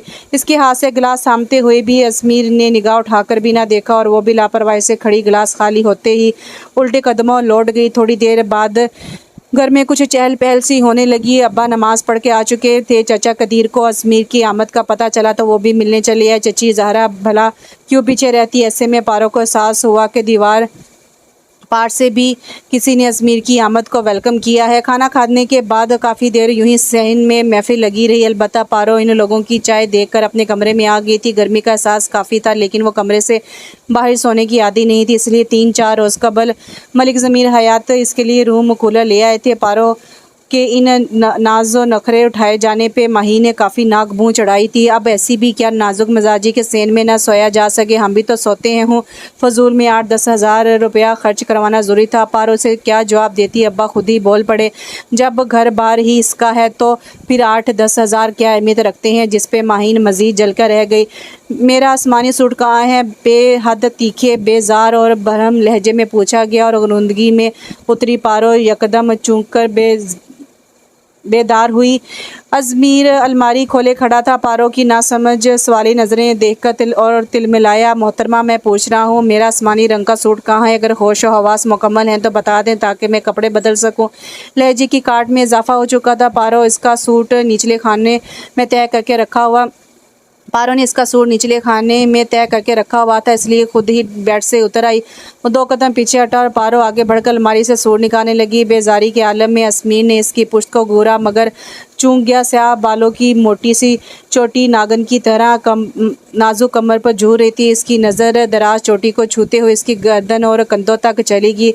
दुपट्टा शानों पे था, अलबत्ता सर से ढलका हुआ था। निचले खाने से सूट निकालने के लिए वो झुकी और चोटी बल खाकर शाने से गुजर कर नीचे जा गिरी। ये लीजिए। वो यकदम पलटी तो अज़मीर यकदम सटपटा के निगाह लड़खड़ा कर रह गई थी। सूट लेकर तेज़ी से कमरे से चला गया था। अंदर अपने आप को झड़क दिया कि पारो को इस तरह देखने की ज़रूरत ही क्या थी। मेरे लिए पहला और आखिरी हुस्न सिर्फ रीना का ही था। बाकी सारी दुनिया की खूबसूरती मेरे लिए कोई मायने नहीं रखती और मेरे दिल में अब कोई हुस्न, कोई खूबसूरती और कोई जज्बा नहीं हो सकता। वो अपने आप को हदायत देकर और मजबूत करके दोबारा कमरे में आया था। अब की बार वह सचमुच गहरी नींद सो रही थी, आहट पे भी बेदार ना हुई थी। सुबह सुबह वो नहाने के बाद ज़मीनों की तरफ निकल गया था। वापस आए तो अम्मा नाश्ता बना रही थी और पारो दूध उबालने में मसरूफ़ थी। इंतहाई बिजी अपने काम में मसरूफ़ पारो को देखकर अज़मीर को हैरत हुई। वो पारो के अंदाज़ अतवार देखकर कदम कदम पर चूक रहा था। इससे पल पल हैरत का सामना था। पारो और ऐसे काम करे नामुमकिन सा महला था, लेकिन फिर भी तय हो रहा था। पारो ऐसे काम कर रही थी। मदहानी से मक्खन निकाल कर वो एक प्याले में रखती जा रही थी और मक्खन निकालते हुए इसकी उंगलियां भी मक्खन की हम रंग लग रही थी। थोड़ी देर बाद अज़मीर का नाश्ता तैयार था। ताज़ा पराठे और ताज़ा निकाला गया मक्खन, ठंडी ठार दही की लस्सी। और वो इतना हैवी नाश्ता नहीं करता था, मगर जब अम्मा इसरार करती तो इनकार करना भी मुश्किल हो जाता था, इसलिए मजबूरन खाना पड़ता था। लस्सी और पराठे पर मौजूद मक्खन खाते हुए बेख्तियार अज़मीर की निगाहों में थोड़ी देर पहले का मंजर घूम गया, जब पारो इस मक्खन को उंगली से निकाल कर जमा कर रही थी। बेसाख्ता ही अज़मीर के मुँह में मक्खन के साथ एक और जायका उतर आया। ना चाहते हुए भी इसे मक्खन की जगह इसके हाथों का जायका महसूस होने लगा। लस्सी का गिलास ख़त्म हो गया, पराठा भी ख़त्म हो गया, मगर इस मक्खन में रचे जायके का एहसास ख़त्म ना हुआ। आखिर वो झिंझलाकर उठ खड़ा हुआ, तब तक माहीन भी आ चुकी थी।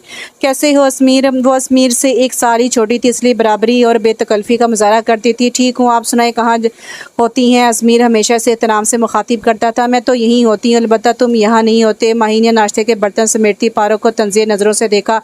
बस आजकल की मसरूफियात है, फिर मैं भी फारिग हो जाऊँगा। असफ़र कैसा है? कोई पैगाम आया? असफ़र महीन से बड़ा था और आर्मी में ऑफिसर था। आजकल अटक छानी में तैनात था, इसलिए वीकेंड पे आना भी ज़रा मुश्किल होता था। यूँ असफ़र और अज़मीर की मुलाकात कभी कभार होती थी, क्योंकि अज़मीर भी अक्सर शहर में अपने बिज़नेस के चक्करों में उलझा रहता था। हाँ, चंद दिनों तक आने का कह रहा था और हम सोच रहे हैं कि कोई अच्छी सी लड़की देख कर इसका घर बसा दें। माहीन बात को तूल दे रही थी, जबकि अज़मीर घड़ी देखता हुआ कहीं जाने का इरादा बांध रहा था। अच्छा माहीन, अल्लाह हाफ़िज़, मुझे साथ वाले गाँव अपने दोस्त से मिलने जाना है। वो आखिर में अलविदा अल्फाज बोलता आगे बढ़ गया था और माहीन रसोई की चौखट में खड़ी पारो को देखकर ठटक गई। कैसी हो पारो? माही ने इसके सरापे पर नाकादाना निगाह दौड़ाते हुए कहा। मैं ठीक हूँ अल्हम्दुलिल्लाह। आप आज किधर रास्ता भूल गई? दीवार की बजाय सीधे रास्ते को जहमत दे डाली। पारो दिलो निगाह के मामले में खासी बारीक बीनी थी। माहीन की चाल से ही वो इसके चलन का अंदाज़ा बाखूबी कर चुकी थी।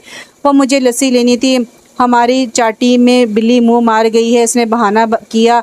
पहली बार मार के गई है या फिर पहले भी मारती थी? अरे चाटी में मुँह। माहीन के चूक कर देखने पर पारो ने लापरवाही से हल्की सी वजाहत भी दी। इसके अंदाज में न जाने क्या था कि माहीन जलकर रह गई और पाँव पटकती हुई लस्सी लेकर चली गई थी और वो अम्मा के साथ दोपहर के खाने का पूछने चल दी। अम्मा सहन के कोने में लगे नीम के दरख्त के नीचे चारपाई बिछाए बैठी थी। करीब ही मुर्गियाँ, बतखें और बकरियाँ भी महफिल जमाए हुई थी। अज़मीर को पहले भी एक दो बार एहसास हो चुका था कि पारो इससे दूर रहने की कोशिश करती है। परसों तौलिया लेने की गर्ज से वो सहन में खड़ी पारो के करीब आए तो वो यकदम बतक कर दूर हुई थी। हालांकि वो रस्सी पे के तौलिए को उतारने के लिए हाथ बढ़ा रहा था। इसे पारो की हरकत पे हैरत तो हुई मगर समझ ना आई थी। वो कमरे में दाखिल होता तो वो किसी न किसी बहाने से बाहर निकल जाती। इस वक्त भी वो थक हार कर बेड पर दराज हुआ तो एक साइड पे लेटी पारो यकदम खिसक के कुछ दूर हुई थी, जिसपे बेख्तियार अजमीर का सारा ध्यान इसकी तरफ मुड़ गया। मैं खुद तुम्हारे करीब नहीं आता वरना मुझसे दूर जाने वाली तुम कौन होती हो? इसने नूह से सोचा और एक नज़र पारो पर डाली। इसकी तरफ पुश्त थी। अजमीर ने यकदम इसकी कमर में बाजू डाल के झटके से घुमा कर इसे अपने करीब, अपने सामने और करीब कर लिया और वो इससे अचानक इब्तिदा पर चिकरा गई थी। तुम क्या समझती हो कि मैं तुम्हारे करीब आता हूँ और तुम दूर होकर मुझे तड़पा रही हो? अजमीर के लहजे में तंज, काट और गुस्सा बदरजा तुम मौजूद था। पारो इसके बाजू में इतनी सख्ती से जकड़ी थी कि तकलीफ का एहसास इस एहसास पे हावी हो गया कि उसके इतने करीब थी कि गुस्से में बोलते अजमीर की सांसें पारो के रुखसारों को छू गई। मलिक साहब, आप खुद तड़प रहे हों तो इसमें मेरा क्या कसूर? ये तड़प ही तो है जो आपको इस वक्त भी तड़पा रही है। इस तड़प को रोकना आपका काम है, मेरा तो नहीं। अजमीर नफरत अमेज़ इजहार पर उतर आया था। हूँ तड़प मोहतरमा माँ पैकर, तुम कभी मिस वर्ल्ड बन के भी आ जाओ तो मेरे दिल पे असर नहीं कर सकती। मुझे नफ़रत है तुम्हारी सूरत से। इस घर में अगर तुम दिखाई दे रही हो तो सिर्फ मेरी अनायत से। अम्मा की हज़ार मिन्नतों के बाद तुम्हें यहाँ आने की इजाज़त दी गई है, समझी तुम? क्योंकि तुम्हारा ये वजूद और तुम्हारी बातें मेरे लिए रत्ती बराबर भी अहमियत नहीं रखते। मलिक साहब, मैं आपके खोखले और मुर्दा दिल पे असर करना भी नहीं चाहती और जितनी नफ़रत आप मुझसे करते हैं इससे 10 गुना ज़्यादा मैं आपसे नफ़रत करती हूँ। और हाँ, एक बात याद रखें, एक दिन ऐसा ज़रूर आएगा जब आप इस घर में सिर्फ मेरी वजह से, मेरी अनायत से नज़र आएंगे, तब खेल मेरा होगा। और अम्मा आपको लाने की मिन्नतें भी नहीं करेंगी क्योंकि आपका ये वजूद और आपकी बातें मेरे लिए ही नहीं किसी के लिए भी अहमियत नहीं रखेंगी, समझे आप? वो इससे ज़्यादा नहूत से कहती झटके से दूर हो गई और अजमीर ने तिल मिलाकर गुस्से से अपना मोबाइल दीवार पर दे मारा था। इस झड़प के बाद पारो के दिलो दिमाग में अजमीर के ख़िलाफ़ शैतानी इरादे बुनने लगे, क्योंकि आज तक इसने अजमीर को ना सताया था और ना ही तड़पाया था। अगर वो सताने या तड़पाने का इरादा बांध लेती तो यकीनन अजमीर को नाको शने चबवा सकती थी। इसमें मुकाबिल को जिच करने की 101 हरबे और सलाहियतें मौजूद थी। वो सोच रही थी कि सलाहियत को एक बार ज़रूर बरोकार ला कर दिखना चाहिए, मगर इतना कि किसी को भी खबर ना हो सके और मलिक अजमीर हयात बेबसी से उलझ कर रह जाए। और इस काम के लिए अब इसे नए अंदाज से सोचना था, क्योंकि अब इसने मलिक अजमीर से भागना नहीं था, रूबरू होकर रहकर मुकाबला करना था। नफ़रत में शाना बशाना कदम उठाने थे, जिसके लिए इसे काफ़ी से ज़्यादा स्टेमिना जमा करने की ज़रूरत थी। वो यही कर रही थी और इसकी शुरुआत भी आज ही हो गई थी। खुशकिस्मती से पारो के गांव से इसकी सहेली शन्नो आ गई और पारो अचानक शन्नो को अपने सामने देखकर खुशी से चीख उठी, शन्नो तू यहाँ? दोनों बेताबी से गले मिली और कमरे से निकलते अजमीर ने दोनों सहेलियों की बेताबी और बेपनाह पनाहित का मंजर देखा। आज अब्बा अपने दोस्त के घर आ रहा था। मैंने सोचा हमारी पारो का घर भी तो इसी गाँव में है। फिर अब्बे से थोड़ी ज़िद की और अब्बा मान गया। शन्नो ने अपने आने का किस्सा बताया, फिर अजमीर को देखकर संभल गई। सलाम मलिक जी। इसने इंतहाई तमीज़ का मुजाहरा किया। वह सलाम का जवाब देकर दूसरे कमरे में चला गया जहाँ अम्मा अब्बा का क़याम होता था। पारो खैर तो है? शन्नो ने अंदाज़ बदल के खैर पूछी। शन्नो खैर तो अब मैं करूँगी, देखना इस मलिक साहब का हाल क्या होता है, इसने आस्था अंदाज में कहा। फिर शन्नो को लेकर कमरे में आ गई। चाचा नहीं आया यहाँ? पारो ने शन्नो के अब्बा का पूछा। जल्दी में था, तेरे दरवाजे पर छोड़ गया, वापसी पे आएगा, वो भी तुझे याद कर रहा था।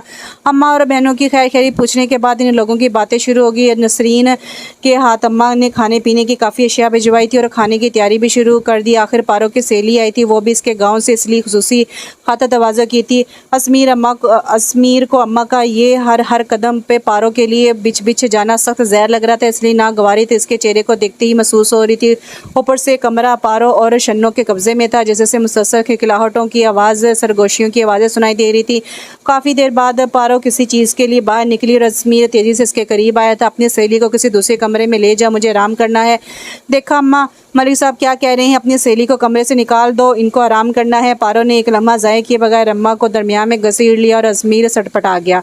हाय, ये क्या तरीका हुआ मेहमान नवाजी का? अम्मा तो पहले ही पारो के साथ साथ इसके पूरे गांव पे फिदा थी। ये बात सुनते ही अजमीर की तरफ मुड़ी और अजमीर ताज़ा ताज़ा कटे हुए तरबूज की ट्रे उठा कर ले जाती। पारो को देखकर सरतापा गुस्से से झंझला उठा था, क्योंकि इसके लबों पे धीमी धीमी मुस्कान थी। पारो ने प्लान तो बहुत बनाए थे, मगर इन पर अमल दरामद ना कर सकी, क्योंकि 2 रोज़ बाद ही अजमीर शहर चला गया था। इसका पार्टनर दुबई जा रहा था, इसलिए बिजनेस का सारा काम कुछ अरसे इसी ने संभालना था। और अजमीर जो गांव आकर टेंशन का शिकार हो चुका था, गांव से निकलते ही आज़ाद और हल्का फुल्का हो गया। इसे इस पारो पे गज़ब का गुस्सा था। अख्तियार में होता तो वो पारो को मार मार के इसके 14 तबक रोशन कर देता, मगर मसला अम्मा आड़े आ जाती थी। अजमीर को शहर आकर भी पारो की लगाई आग चैन नहीं लेने दे रही थी। वो जो हर वक्त रीना के ख्यालों और यादों में गुम रहते हुए ज़िंदगी बसर कर रहा था, अब इस पे पारो का भूत सवार हो चुका था। वो इसे अजीब अजीब रंग बिरंगी चोटी लगाती थी, अजीब अजीब रंग बिरंगी चोटें लगाती थी। अब तो नया तरीका अपना रखा था, फटाफट अम्मा अब्बा को मामले में घसीट लेती और अजमीर को सताकर खुद सुकून से साइड पे हो जाती। ऐसे में वो बस हाथ मसल कर रह जाता था। यार क्या बात है, कुछ अपसेट कुछ खोए खोए लगते हो क्या? भाभी को छोड़ के आने का दिल नहीं चाह रहा? इसके दोस्त ने इससे छेड़ा तो अजमीर यकदम संभल गया। यार ऐसी कोई बात नहीं है, काम के मुतालिक सोच रहा हूँ। झूठ मत बोलो, भाभी का नाम अब तुमने काम रख दिया। इसका ये दोस्त दानिश अंसारी काफ़ी शरारती और करीबी दोस्त है, इसलिए ये छेड़ाछाड़ी भी चलती रहती थी। बकवास मत करो, ये बताओ तुम्हारी फ़्लाइट कब है? अजमीर ने सर झटक कर तमाम तवज्जो दानिश पर मरकूज़ कर रखी थी और दानिश अपने जाने के मुतालिक मालूमात फराहम करने लगा था। जून जुलाई की दोपहरें और दिन की धूप और गर्मी के असरात से तपती सुलगती शामें, चांदनी की ठंडक और गबी गबी लो देती हवाएं इसने इस एक आंगन में अकेले बताई। वो ऐसा गया कि एक बार भी पढ़ने का नहीं सोचा था। कभी कभी पारो अपने मिजाज से हटकर सोचती तो इसे हौल उठने लगते थे। जी चाहता कि हर चीज़ को तोड़ फोड़ कर उजाड़ वीरान करके यहाँ से चली जाए, मगर जाती कहाँ, जहाँ उल्टा ना तो माँ एक बेटी की तलाक का गम सीने से लगाए बैठी थी, जहाँ इसके जाने से मज़ीद दुखों में इजाफा हो जाता। इसलिए वो अपने आप से और मलिक अजमीर से मुकाबला करती फिर रही थी, मगर वो तो मुकाबला करने से पहले ही मैदान से जा चुका था। इसलिए पारो मैदान के एक कोने में चुपचाप बैठी मुखालिफ पार्टी का इंतजार कर रही थी और इस इंतज़ार में खेल के मौसम बीते जा रहे थे। दरो दीवार पर उतरने वाली धूप की चाल बदल रही थी, सेन में बिखरने वाले सारे रंग बदल रहे थे। खाला खालों के कंधे शिकस्ता लगने लगे थे, माहीन की बातें बढ़ चुकी थी और पारो सबको बुला बुला कर थकने लगी थी।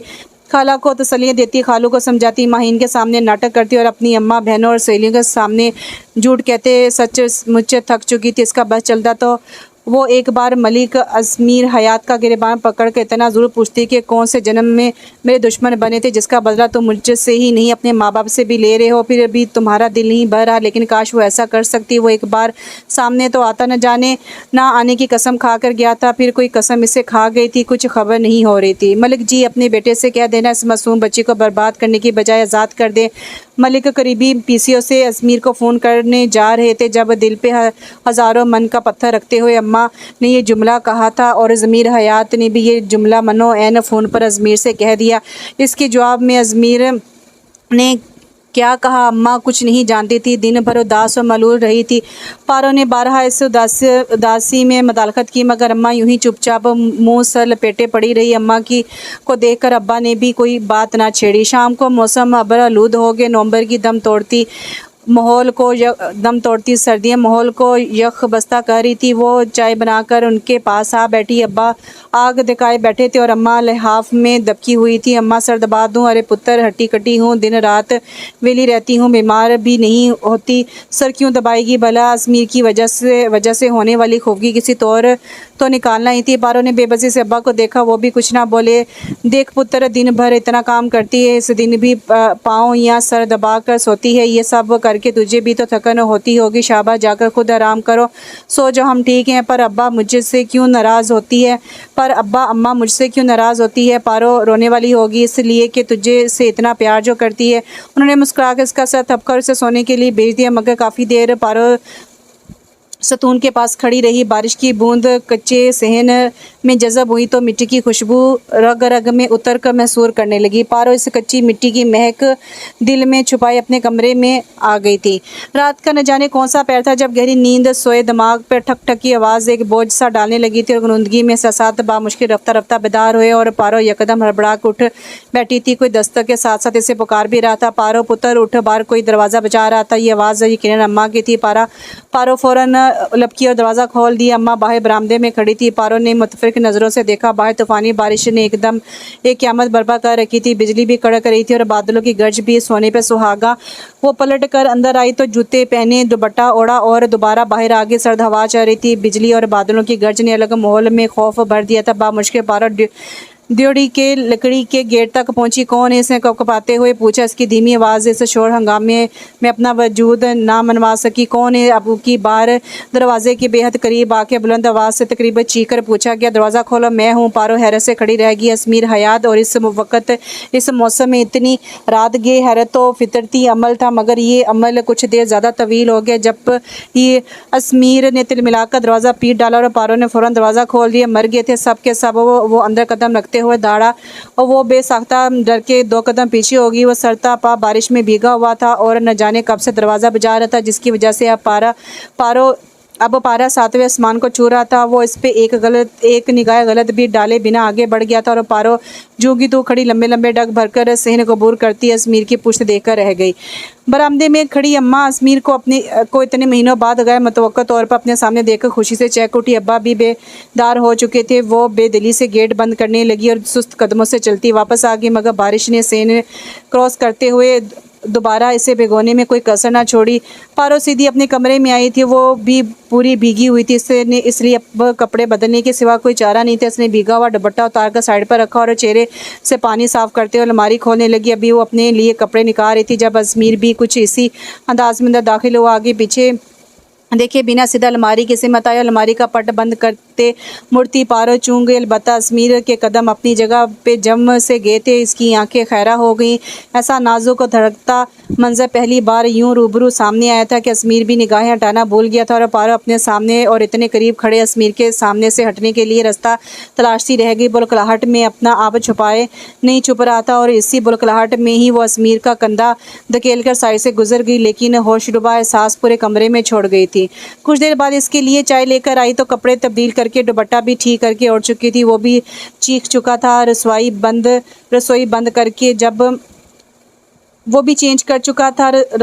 करके जब तक वो अपने कमरे में आई, बिजली अचानक रूठ गई। बेड पर लेटते ही अजमीर ने लाइटर जलाया और पारो ने कुंडी चढ़ा दी थी। इतने में वो भी लाइटर बुझा चुका था और इतने घोर अंधेरे में अंदाजे से चलती हुआ मुश्किल बेड को टटोल पाई। इसका हाथ सीधा अजमीर पर जा पड़ा और दूसरे पर अजमीर का एक झटका इसके सारे तवाज़ुन धर्म भरम कर गया था। चंद सेकंड बाद वो संभली, मगर तब तक अजमीर खसार मजबूत कर चुका था। वो जो पारो से उम्र भर दूर रहने की कस्में खाए बैठा था, इतने बड़े बड़े अहद बांधे रखे थे, सब के सब तोड़ता चला गया। इस वक्त वो इसकी बीवी और इसकी मलकियत थी जिस पे इसकी मुकम्मल दस्तरस्ती और यही एहसास सरशारी और मदहोशी को मज़ीद हवा दे रहा था। पारो आज इसके हिसार में थी। पुत्र इतनी देर से क्यों आया था? अम्मा चाय पीते अजमीर के करीब आ बैठी। वो नाश्ता करके अब चाय से लुत्फ़अंदोज़ हो रहा था। रात की तूफ़ानी बारिश ने सर्दी में इजाफा कर दिया था, मगर इस वक्त बादलों से उलझकर मंजर आम पे आने वाले सूरज की किरणें जिस्म को बहुत भली लग रही थी। जानवरों से लेकर पौधों तक हर चीज़ भीगी भीगी और टटरी लग रही थी, लेकिन इसके बरक्स मलिक अजमीर हयात की बशाश तबीयत से इसके सुकून का अंदाज़ा हो रहा था। साथ वाले गांव में मेरे एक दोस्त की शादी थी। शहर वापस जाने के लिए देर होगी। मौसम भी ख़राब था, इसलिए इधर चला आया, लेकिन गांव के चौक में ही गाड़ी का टायर गड्ढे में फंस गया, इसलिए घर तक पैदल आना पड़ा। वो चाय का कप खाली करते हुए इन्हें जवाब देता कुर्सी से उठ खड़ा हुआ। कुछ दिन रहेगा ना इधर? उन्होंने काफ़ी आस भरी नज़रों से देखा। कह नहीं सकता क्योंकि ऑफिस संभालने वाला कोई नहीं, एक एतबार का मैनेजर, मगर वो भी कब तक काम की देखभाल कर सकता है? अजमीर का सरसरी सा अंदाज इन्हें मायूस करने लगा। तो फिर एक काम कर, पारो को साथ लेकर जा। पारो की माँ के घर हो इतनी बार तेरा पूछ चुकी है और पारो भी इतने दिनों से नहीं गई। उन्होंने नया आइडिया सोचा दोनों को तन्हाई बख्शने का। माफ़ी चाहता हूँ अम्मा, मैं आज फारिग नहीं हूँ, साफ कोरा जवाब देता हुआ बरामदे से निकल गया और रसोई में बैठी पारो सरता पास सुलग उठी थी। मैं तुम्हारे साथ जाती कब हूँ मलिक साहब? इंतहाई नूह से बड़बड़ाती वो चूल्हे के सामने बैठी जलती लकड़ियों से उलझने लगी। गुज़िश्ता शब अपना हर एहतजाज बेसूद होता देखकर इसके दिल में इस वक्त अंगारे दहक रहे थे, लेकिन अजमीर के खिलाफ जो गुस्सा इसके दिल में करवटें ले रहा था वो इतनी आसानी और जल्दी ख़त्म होने वाला नहीं था। दिल ही दिल में वो बफरी रही थी। कहीं गुबार जो नहीं निकल रहा था। शाम को अजमीर गाड़ी लेकर घर आ गया था, लेकिन वालिदैन की मौजूदगी के बावजूद घर खाली खाली लग रहा था। इसे समझ ना आए कि ऐसा क्यों है, मगर कुछ देर बाद ये एहसास भी खुल गया कि ऐसा क्यों है। वो चली गई है तो आप लोग इतने चुप क्यों बैठे हैं। इसे खुफगी हुई थी, हाय क्यों ना चुप हो, पहले इतने महीने तुम घर ही ना आए, अब आए हो तो वो चली गई। हमारा क्या है, जो चाहे करते फिरो, आप भर कर रह गए रहो। और वो अम्मा को देखने लगा। गांव के बड़े मलिक की बीवी थी, ज़िंदगी में सुख और आराम भी था, औलाद भी थी, कोई दुख तकलीफ़ या बीमारी भी ना थी। फिर भी वो इतनी बूढ़ी कमज़ोर लगती थी। इस बुढ़ापे के असरात आजकल कुछ ज़्यादा दिखाई देने लगे थे, और इसका ज़िम्मेदार किसी न किसी हद तक वो खुद था, क्योंकि इनकी हर खुशी गम इसकी ज़ात से वाबस्ता थे। इनकी ज़िंदगी का मरकज़ वही था और वही इनको परेशानियां देता आ रहा था। यही सोचते सोचते अपना आप गलत लगने लगा था। फिर रीना से किया गया वादा भी दिमाग में ताज़ा होने लगा, इसलिए नदामत भी हुई, मगर वक्ती तौर पर, क्योंकि जहां पारो का ख्याल आ जाता वहां वो हर नदामत भूलकर कीना परवाह हो जाता था। इसे पारो का घमंडी अंदाज तैश दिलाता था। वो इसके नाजुक सरापे में अकड़ कर असर देखता तो गुस्से में आ जाता, लेकिन इस वक्त सचमुच चाहे वक्ती ही सही वो इसी के बारे में सोच रहा था। मैं सुबह से जाकर ले आऊँगा, इसने उड़ते हुए कहा, और अम्मा की आंखें बेयकीनी से फैल गई। तू जाएगा लेने के लिए? वो दोबारा पूछा गया ताकि यकीन हो सके। जी मैं ही जाऊंगा, इसने यकीन की मोहर लगाते हुए बाहर की सिमत कदम बढ़ाए। और अगली सुबह इन दोनों की खुशी का दिन था। उन्होंने फ्रूट और मिठाइयों की टोकरी मंगवा रखी थी। वो पहली बार ससुराल जा रहा था, इसलिए खाली हाथ जाना अच्छा नहीं लगता था। खुद इससे इन बातों का भला क्या ख्याल था, जो कुछ करना था उन्होंने ही करना था। इतनी चहल पहल के बावजूद आज भी खासी अधूरी लग रही थी। पारो का वजूद इस घर के लिए बेहद ज़रूरी और अहम हो चुका था। इसके बगैर अब सब कुछ नामुकम्मल था। बारिश की वजह से कच्ची पक्की सड़कों पर कीचड़ और मिट्टी के ढेर लगे हुए थे, जिनकी वजह से ब्लैक चमकती दमकती लैंड क्रूज़र मिट्टी मिट्टी हो रही थी, और ड्राइविंग में भी काफ़ी एहतियात से करना पड़ रही थी। आधे पौने घंटे की मुसाफत पूरे 1 घंटे में तय हुई और वो पारो के गांव पहुंचा था। देख पारो, किसी को भी इतनी उम्मीद नहीं थी कि तू किसी के साथ निभाह करेगी, पर तुझे इतने महीनों से अपने घर में खुश और निभाह करते देखकर सभी को बड़ी हैरानी होती है। तू यकीन कर पारो, तेरी अम्मा तेरे लिए इतनी दुआएं करती है, मैं हैरान होती हूँ।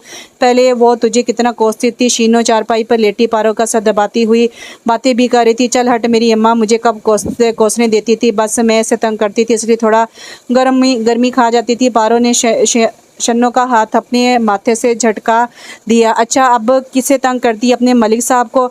अरे नाम मत ले, इस मलिक के बच्चे का जी चाहता है गोली मार दूं मर जाने को। पारो यकदम गराई, लेकिन दूसरे पल खुद पे पड़ने वाले साए से चूक गई। पारो सर्दी की वजह से धूप में चारपाई पर लेटी हुई थी और सराहने शन्नो बैठी इसका सर दबा रही थी। ऐसे में इनकी गुफ्तगू में करारी थी जो अजमीर ने हरूफ सुनी थी, इसलिए मजीद करीब आते हुए गला खनकाकर अपनी आमद की इतला दी थी। और पारो और शन्नो दोनों बैक वक्त रंग और हवास उड़ गए थे। मलिक जी आप, अस्सलाम वालेकुम, आज आप कैसे? शन्नो ने बेरब्त सलाम किया और बोलने की कोशिश की, साथ ही सर ढांपने की कोशिश भी जारी थी। अलबत्ता पारो सिर्फ उठकर बैठी थी, कहा कुछ नहीं था। वालेकुम सलाम, बैठो तुम लोग। इसने पारो पर एक सख्त सी निगाह डाली। वो चारपाई के ऊपर ही दोनों घुटनों के गिर्द बाजू लपेटे बैठी रही, सर झुका हुआ और दुपट्टा कंधे से ढलक रहा था। बाकी सब कहाँ हैं? शन्नो ने दूसरी चारपाई करीब खींचकर इसे पेश की तो अजमीर ने शन्नो से ही दरियाफ्त किया, पारो मासी पारो के लिए दवाई लेने गई है, इसे कल से बुखार है। शन्नो ने बामुश्किल बात मुकम्मल की और फिर चाय का कहकर रसोई की सिमत चली गई। इतने बड़े सेल में तन्हाई सन्नाटा था, इन दोनों के अलावा कोई भी नहीं था। अजमीर के ने गर्दन मोड़कर दोबारा पारो को देखा, जो अभी तक किसी तरह बैठी थी। मैंने तो सुना था तुम बारिश में भीगना अपना फ़र्ज समझती हो, लेकिन ज़रा सी बारिश से तुम इस हाल तक पहुंच जाएगी, मुझे अंदाज़ा नहीं था। इसकी बात पे पारो ने सुलग से देखा। मैं बारिश की वजह से बीमार नहीं हूँ, तो फिर किस वजह से बीमार हुई हो? बरजस्ता जवाब का बरजस्ता सवाल उठा था। पारो सटपटा गई, उससे ही देख रहा था। मुझे कोई नींद से जगा दे, मेरी आंखें दुखने लगती है, इसलिए मुझे बुखार हो जाता है। इस दिन अम्मा ने दरवाज़ा खोलने के लिए मुझे जगा दिया था, और अम्मा ने तो ये नहीं कहा था कि दरवाज़ा खोलने के बाद दोबारा सोना मत। अजमीर ने इसकी बात काट के जिन नज़रों से देखते हुए अपनी बात मुकम्मल की। इस पे पारो का जिस्म आग की तरह तपने लगा था। बुखार की हद क्रॉस हो चुकी थी। इसकी खूबसूरत मोटी मोटी आंखों में सुर्खी उतरने लगी थी। इसने जब्त करते हुए मुठियाँ बींच ली थी। तब तक कमरुन्निसा भी घर में दाखिल हो चुकी थी और शन्नो भी चाय लेकर आ गई थी। अजमीर को देखकर अम्मा की खुशी का ठिकाना ना रहा, और इस खुशी में अचानक रबिया और इसका शौहर भी शरीक हो गया। सफ़िया रबिया अम्मा और रबिया का शोहर हमाद भी अजमीर को शादी के बाद पहली बार देखकर काफ़ी खुश हुआ था। अम्मा ने खाने की तैयारी करना चाही तो उसने रोक दिया, नहीं खाला, मैं से लेने आया हूँ खाना, हम घर जाके खाएंगे, वैसे भी अभी भूख नहीं है। पारो ने इसकी आमद का मकसद सुना तो तिलमिला उठी, मैं जानती हूँ किस दिल से लेने आया हो, यकीनन अम्मा ने मिन्नतें करके भेजा होगा, इतने नेक तुम खुद कभी हो ही नहीं सकते। इसे गुस्सा आ रहा था फिर भी मजबूरन चुप रही। ये कैसे हो सकता है कि तुम खाना खाए बगैर चले जाओ, बल्कि मैं तो कहती हूँ आज रात हमारे पास ही रुको, मेरा दिल भी ठंडा होगा। मेरा भांजा, मेरा पुत्र आए हैं। उन्होंने अजमीर के कंधे पर हाथ रखा और वो इतने इसरार पर इनकार नहीं कर सका, इसलिए खाने की हामी भर ली। अलबत्ता रात वो घर ही जाना चाहता था। इस अरसे में पारो चुपचाप बैठी रही, मगर एक बात पर बुरी तरह चौंक गई थी। रबिया का 1.5-2 साला बेटा खेलते खेलते अजमीर के कदमों के पास आ गया था। बजाय इसके कि वो उसे प्यार करता बहलाता, उसने नागवारी से यकदम अपने कदम पीछे कर लिए थे, लेकिन इसके बावजूद इसकी टांगों को थाम कर सहारा लेता खड़ा हो गया। मामू वो छोटे छोटे हाथों से अजमीर के घुटने पर हाथ मार रहा था और अजमीर की रंगत बदलती जा रही थी। माथे पर शिकनों का जार और चेहरे पर अजियत का एहसास था। प्लीज़ इसे रबिया के पास ले जाओ, उसने बेख्तियार हमाद से कह दिया और पारो ठटक गई, क्योंकि अजमीर के अंदाज में एक गैर मामूली एहसास था, ऐसा सा जिससे नफरत और अजियत का अक्सर दिखाई दे रहा था। हमाद समझा अजमीर कपड़े खराब होने के ख्याल से कह रहा है, इसलिए बच्चे को अपनी सिमत खींच लिया, मगर बच्चे का जहन मासूम और जिद्दी था, इसलिए दोबारा लपक कर अपने अजनबी मामू के करीब आए, लेकिन अब की बार वो मुस्तरब सा हो के वहाँ से उठ गया था। हमाद गाड़ी में कुछ सामान रखा है, वो तरवाना है, किसी को बुला दो। अजमीर ने वहाँ से हटने का बहाना किया, मगर पारो तंबा खुद बैठी ये सिचुएशन समझने की कोशिश करी थी, लेकिन फिर भी समझ ना पाई कि अजमीर हयात ने एक बच्चे के साथ ऐसा सलूक क्यों किया। हालांकि हमजा काफ़ी गोल मटोल और प्यारा बच्चा था। पारो अक्सर मिलने पे इसके साथ लगी रहती थी, मगर अजमीर ने तो हद ही कर दी थी। वापसी पे गाड़ी में दोनों तरफ खामोशी छाई रही। अजमीर आने से कबल रबिया और सफ़िया को बतौर कज़न शॉपिंग के लिए कुछ रकम देकर आया था। वो दोनों तो निकार कर रही थी, मगर कमोनिसा ने ही रख लेने का इशारा किया था, मगर गाड़ी का लॉक खोलते खोलते वो पलट कर दोबारा रबिया के पास गया था। ये अपने बच्चे को शॉपिंग करवा देना, इसने मुझे मामू कहा है, वो कहकर रुका नहीं और रबिया हाथ में पकड़े नोट देखती रह गई। ये अजमीर भी बड़ा अजीब है, इतना बेमरवत होकर भी बेमरवत नहीं लगता, ना जाने क्यों दूर दूर रहता है। वो इसकी गाड़ी की ओझल होते ही हैरत का इजहार कर रही थी और पारो गाड़ी में बैठी भी इसके रवैये को सोच रही थी, जिसने हमजा को हाथ लगाना और प्यार करना गवारा नहीं किया था। इस दफ़ा अजमीर काफ़ी दिन रहकर वापस शहर गया था। अम्मा भी इस दफ़ा खुश थी, अलबत्ता पारो का मिजाज अजमीर से उखड़ा उखड़ा था। शायद दिसंबर की सर्दी का असर था, हर चीज़ ही बोझल बोझल सी थी। अम्मा गंदम और दालें पीस कर नाश्ता बनाने में मसरूफ़ थी और पारो दिन भर काम निपटाने के बाद खामोशी से लेटी रहती थी। और ऐसे में एक हफ्ते बाद ही दोबारा अजमीर गांव आया तो सबको हैरत हुई, मगर इस दफ़ा इसके साथ साइदा आपा और इनके बच्चे भी थे। साइदा आपा मुल्तान ब्याह गई थी, बच्चों की दिसंबर की छुट्टियां हुई तो लाहौर घूमने चले गए, मगर लाहौर से अजमीर इनको गांव ले आया था। कुछ ही देर में पूरे घर में रौनक लगी, बच्चों से घर भरा पड़ा लगता था। अल्लाह मेरी पारो की गोद हरी करे, अम्मा ने दिल से दुआ की, लेकिन अजमीर पहलू बदल कर रह गया था और पारो इस दुआ पे झिझक सी गई थी, मगर अजमीर पे नज़र पड़ते ही चंद रोज़ पहले वाली हैरत दोबारा ऊद कर आई थी। न जाने क्यों बच्चों को देखकर इसका जिक्र सुन के इसके चेहरे के जावे बिगड़ जाते थे, एक बेहद सर्द और सपाट कैफियत फैल जाती थी और इसकी ये कैफियत 3 दिन बाद अपने रूज पर पहुंच गई थी। पारो वो यकदम कमरे में दाखिल होते धड़ा वो घबरा कर पलटी। मलिक अज़र मीर हयात दुखती सुर्ख आंखों से ही इसे भस्म कर रहा था। यकीनन वो अभी अभी शहर से आया था, इसे शहर गए हुए 20 दिन हो चुके थे और यूँ अचानक इस तरह गुस्से में देखकर वो सचमुच बुलबुला गई थी। आखिर पहली बार वो इसे इस तरह मुखातिब कर रहा था। क्या हुआ, खैर तो है? पारो ने तय किए हुए कपड़े बेड पर रख दिए थे। मैं अम्मा से कुछ सुनकर आ रहा हूँ, क्या ये सच है? वो करीब आकर पारो के बाजू दबो चुका था। वो इसकी इतनी सख्त गिरफ्त और जहराना तेवर से उलझ गई। क्या सुन के आ रहे हैं कि तुम प्रेग्नेंट हो? वो इसकी आंखों में आंखें डालकर बोला और जवाबन एक सेकंड में पारो की पलकें झुक गई, क्योंकि यही सच था और ये सच अजमीर के लिए नाकाबिले बर्दाश्त था। मैं क्या पूछ रहा हूँ? इसने पारो को यकदम झंझोड़ कर कहा और इसके इस कदर वैशीपन से तड़प उठी थी। क्या पूछ रहे हैं? जो कुछ तुम सुन चुकी हो और जो कुछ आप भी सुन चुके हैं वो भी अपनी जगह ठीक है। यानी अम्मा की बात सच है? वह सख्ती से बोला। अम्मा झूठ क्यों बोलेंगी?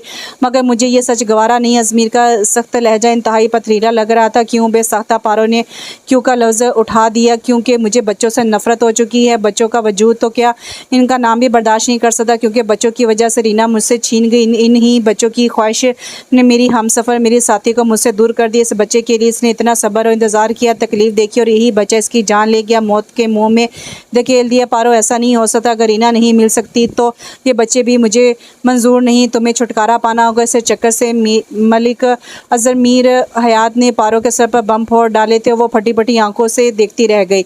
रीना के लिए बच्चों से नफरत, इसके लिए हैरत पे काबू पाना मुश्किल हो चुका था। दिमाग में जकड़ चल रही थी इस वक्त, तो वो जवाबन कुछ ना कह सकी। मगर जब रात को दोबारा अजमीर ने वही किस्सा दोबारा छेड़ा तो वो चुप ना रह सकी। वो मर गई तो इसके लिए आप खुद क्यों नहीं मर जाते, किसी और का कत्ल क्यों करवा रहे हैं? मैं कोई बकवास नहीं सुनना चाहता, तुम्हें हर कीमत पर मेरी बात माननी होगी, इसलिए सुबह तुम्हें मेरे साथ शहर जाना होगा। इसने सिगरेट सुलगाते हुए डिबिया और लाइटर साइड टेबल पर पटक दिया। आपके साथ जाती है मेरी।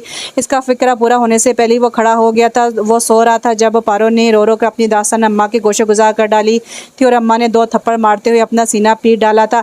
हाय मैं मर जाऊं, अपनी नस्ल ख़त्म करना चाहता है, हमारा नामो निशान मिटाना चाहता है। हाय मलिक जी किधर गए? वो वेला कर रही थी और वो सोकर उठा तो घर में जैसे हंगामा खड़ा हो गया था। पहले तो वो समझ ही ना सका और जब समझ आया तो इसका भी दिमाग घूम गया था। बस अम्मा बहुत हो गया, मैं शुरू दिन से आपकी ये जातियाँ सहता आया हूँ। आपने हमेशा अपनी बहन और भांजी की फ़िक्र की, कभी मेरा एहसास नहीं किया। हमेशा आपको अपनी इस जाहिल गवार और बदतमीज़ भांजी की परवाह होती थी। आपने कभी ये नहीं सोचा कि मैं आपका इकलौता बेटा हूँ। मेरा भी दिल अरमान रखता है, मेरा भी दिल चाहता है कि मुझे पढ़ी लिखी अदब तमीज़दार बीवी मिली, लेकिन आपने ज़बरदस्ती मंगनी करके दम लिया। मैं खामोशा, लेकिन जब रीना को लेकर आया तो क्या तमाशा लगवाया था आपने? मुझे बीवी समेत घर से निकाल दिया। बेशक मैंने ये कदम आपके खिलाफ उठाया था, लेकिन लोग औलाद को माफ़ भी तो कर देते हैं। मगर आप पे बहन की बेटी का भूत सवार था, आपका यही भूत, और आप सबकी आहें इसे मौत के घाट उतार गई। और वो मेरे पास इसकी औलाद भी ना रही, इसकी जीती जागती निशानी भी मिट गई। मेरे अरमान जलाकर आप अपने अरमान पूरे करना चाहती हैं। हूँ ऐसा कभी नहीं होगा, बल्कि हो ही नहीं सकता। अगर मेरी बीवी बन के इस घर में रहना है तो मेरी बात माननी होगी, वरना तलाक देना मेरे लिए मुश्किल नहीं होगा।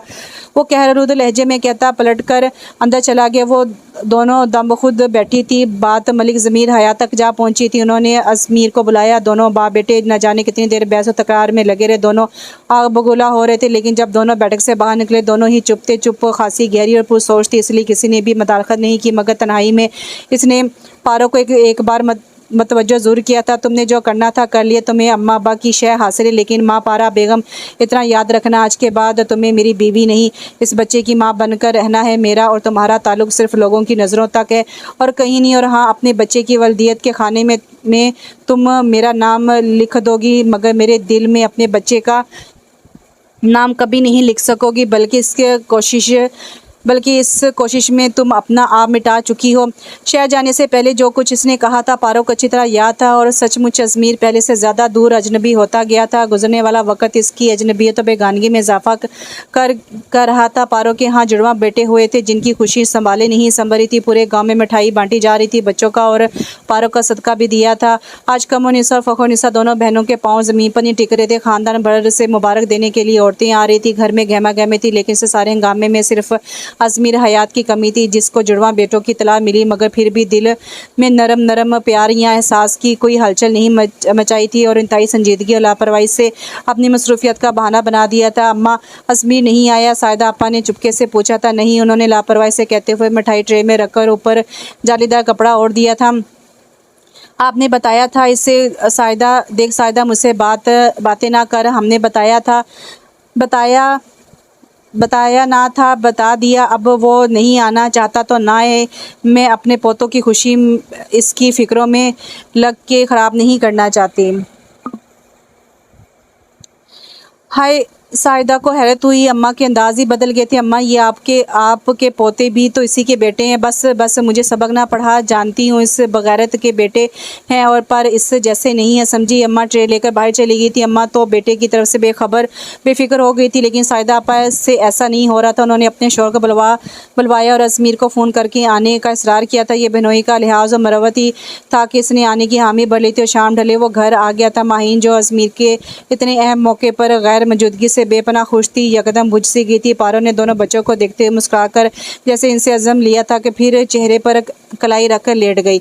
मलिक साहब आपकी चाय। पारो की खनकती आवाज़ पर वो बुरी तरह चौंका और पलटकर देखा। वो कप इसकी सिमत बढ़ा रही थी। चेहरे पर दिलकशी बिखरी थी, जिल्द की चमक धमक में इजाफा हो चुका था। माथे पर तेवरी की बजाय होंठों की सुर्खियों में मुस्कुराहट रची हुई थी। वो बच्चों की पैदाइश के बाद पहली बार इसे देख रहा था। इसे 5-6 दिन हो चुके थे आए हुए, लेकिन एक बार भी अपने कमरे में नहीं गया था। आज इसने नसरीन से चाय बनाने का कहा और खुद छत पे आ गया था, मगर चाय पारो लेकर आएगी, वो भी इतने फ्रेश और दिल जला देने वाले अंदाज में इसे उम्मीद न थी। मलिक साहब ये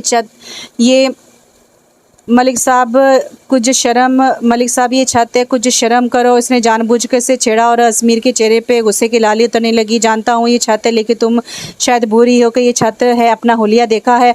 वो बरम हुआ। पारो का दुपट्टा सिरका हुआ था और मोटी चोटी आगे झूल रही थी। मेरा हुलिया तो सिर्फ आपके सामने है मलिक साहब, और मैं शादीशुदा बाल बच्चेदार भी हूँ, पर आपकी चचरी बहन तो कवारी है। इसके हुलिये देखे हैं कभी? चलती हूँ। अब वो आईब्रो से इशारा देकर पलटी और चोटी घुमाकर पीछे उछाला, जो सीधी अजमीर के चेहरे पर पड़ी और इसके हाथ में पकड़ा कब भी हिल कर रह गया था। और इस हमले से संभला तो नज़र सीधी माहीन पर गी, जो कनखियों से इधर ही मतवज्जो थी। अजमीर पारो की हरकत पर तिल मिला उठा था, लेकिन वो नीचे जा चुकी थी।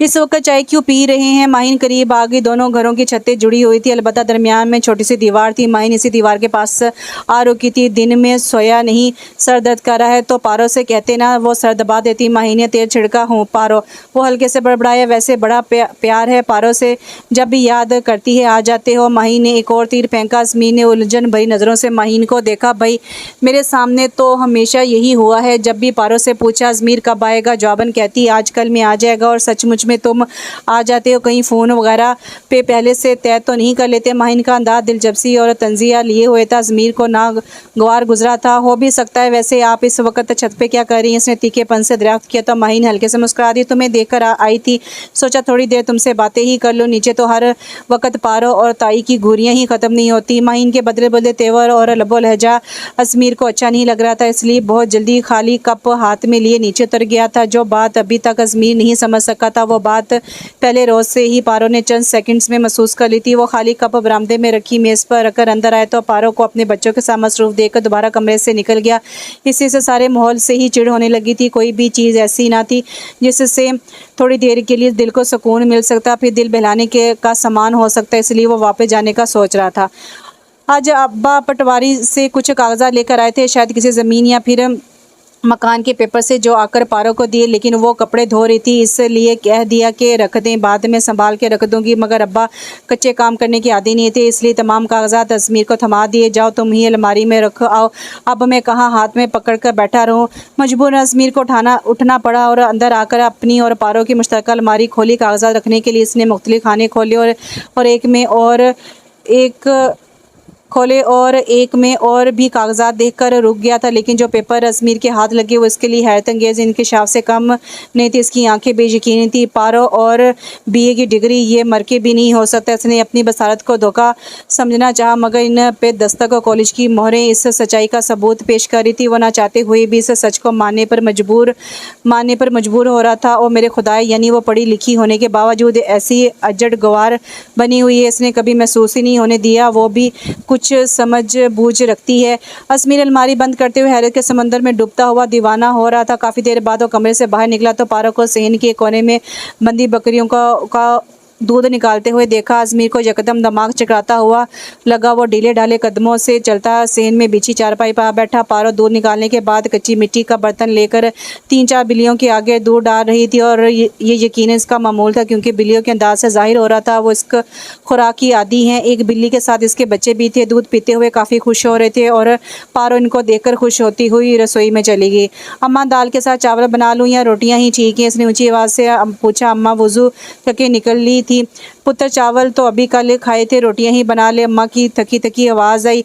आज वो दूसरे गांव किसी फौतगी पर इज़हार ताज़ियत के लिए गई थी, इसलिए मज़ाज धीमा सा था। पारो ने रसोई के बाहर बरामदे के सतून के करीब आटा रखा, चंगेर और आटे की परात रखी और दुपट्टा आम देहाती औरतों की तरह सर पर बांधा और आटा गूंदने बैठ गई। सहन में एकदम खामोशी छा गई, सिर्फ परिंदों की आवाज़ सुनाई दे रही थी। अज़मीर ने बेइरादा ही पारो की सिमत देखकर और देखता रह गया। चांदी के गोल गोल झुमके बाबर इसके नारी रुखसारों को छूकर सरशार हो रहे थे। अज़मीर सचमुच महव सा हो गया था। इसने पारो को हर जावे से देख डाला, लेकिन वो लापरवाही से काम करती रही। अम्मा घर पर नहीं थी, अब्बा अपने कमरे में लेटे थे। पारो दोनों बच्चों को सुलाकर खुद नहाने चली गई।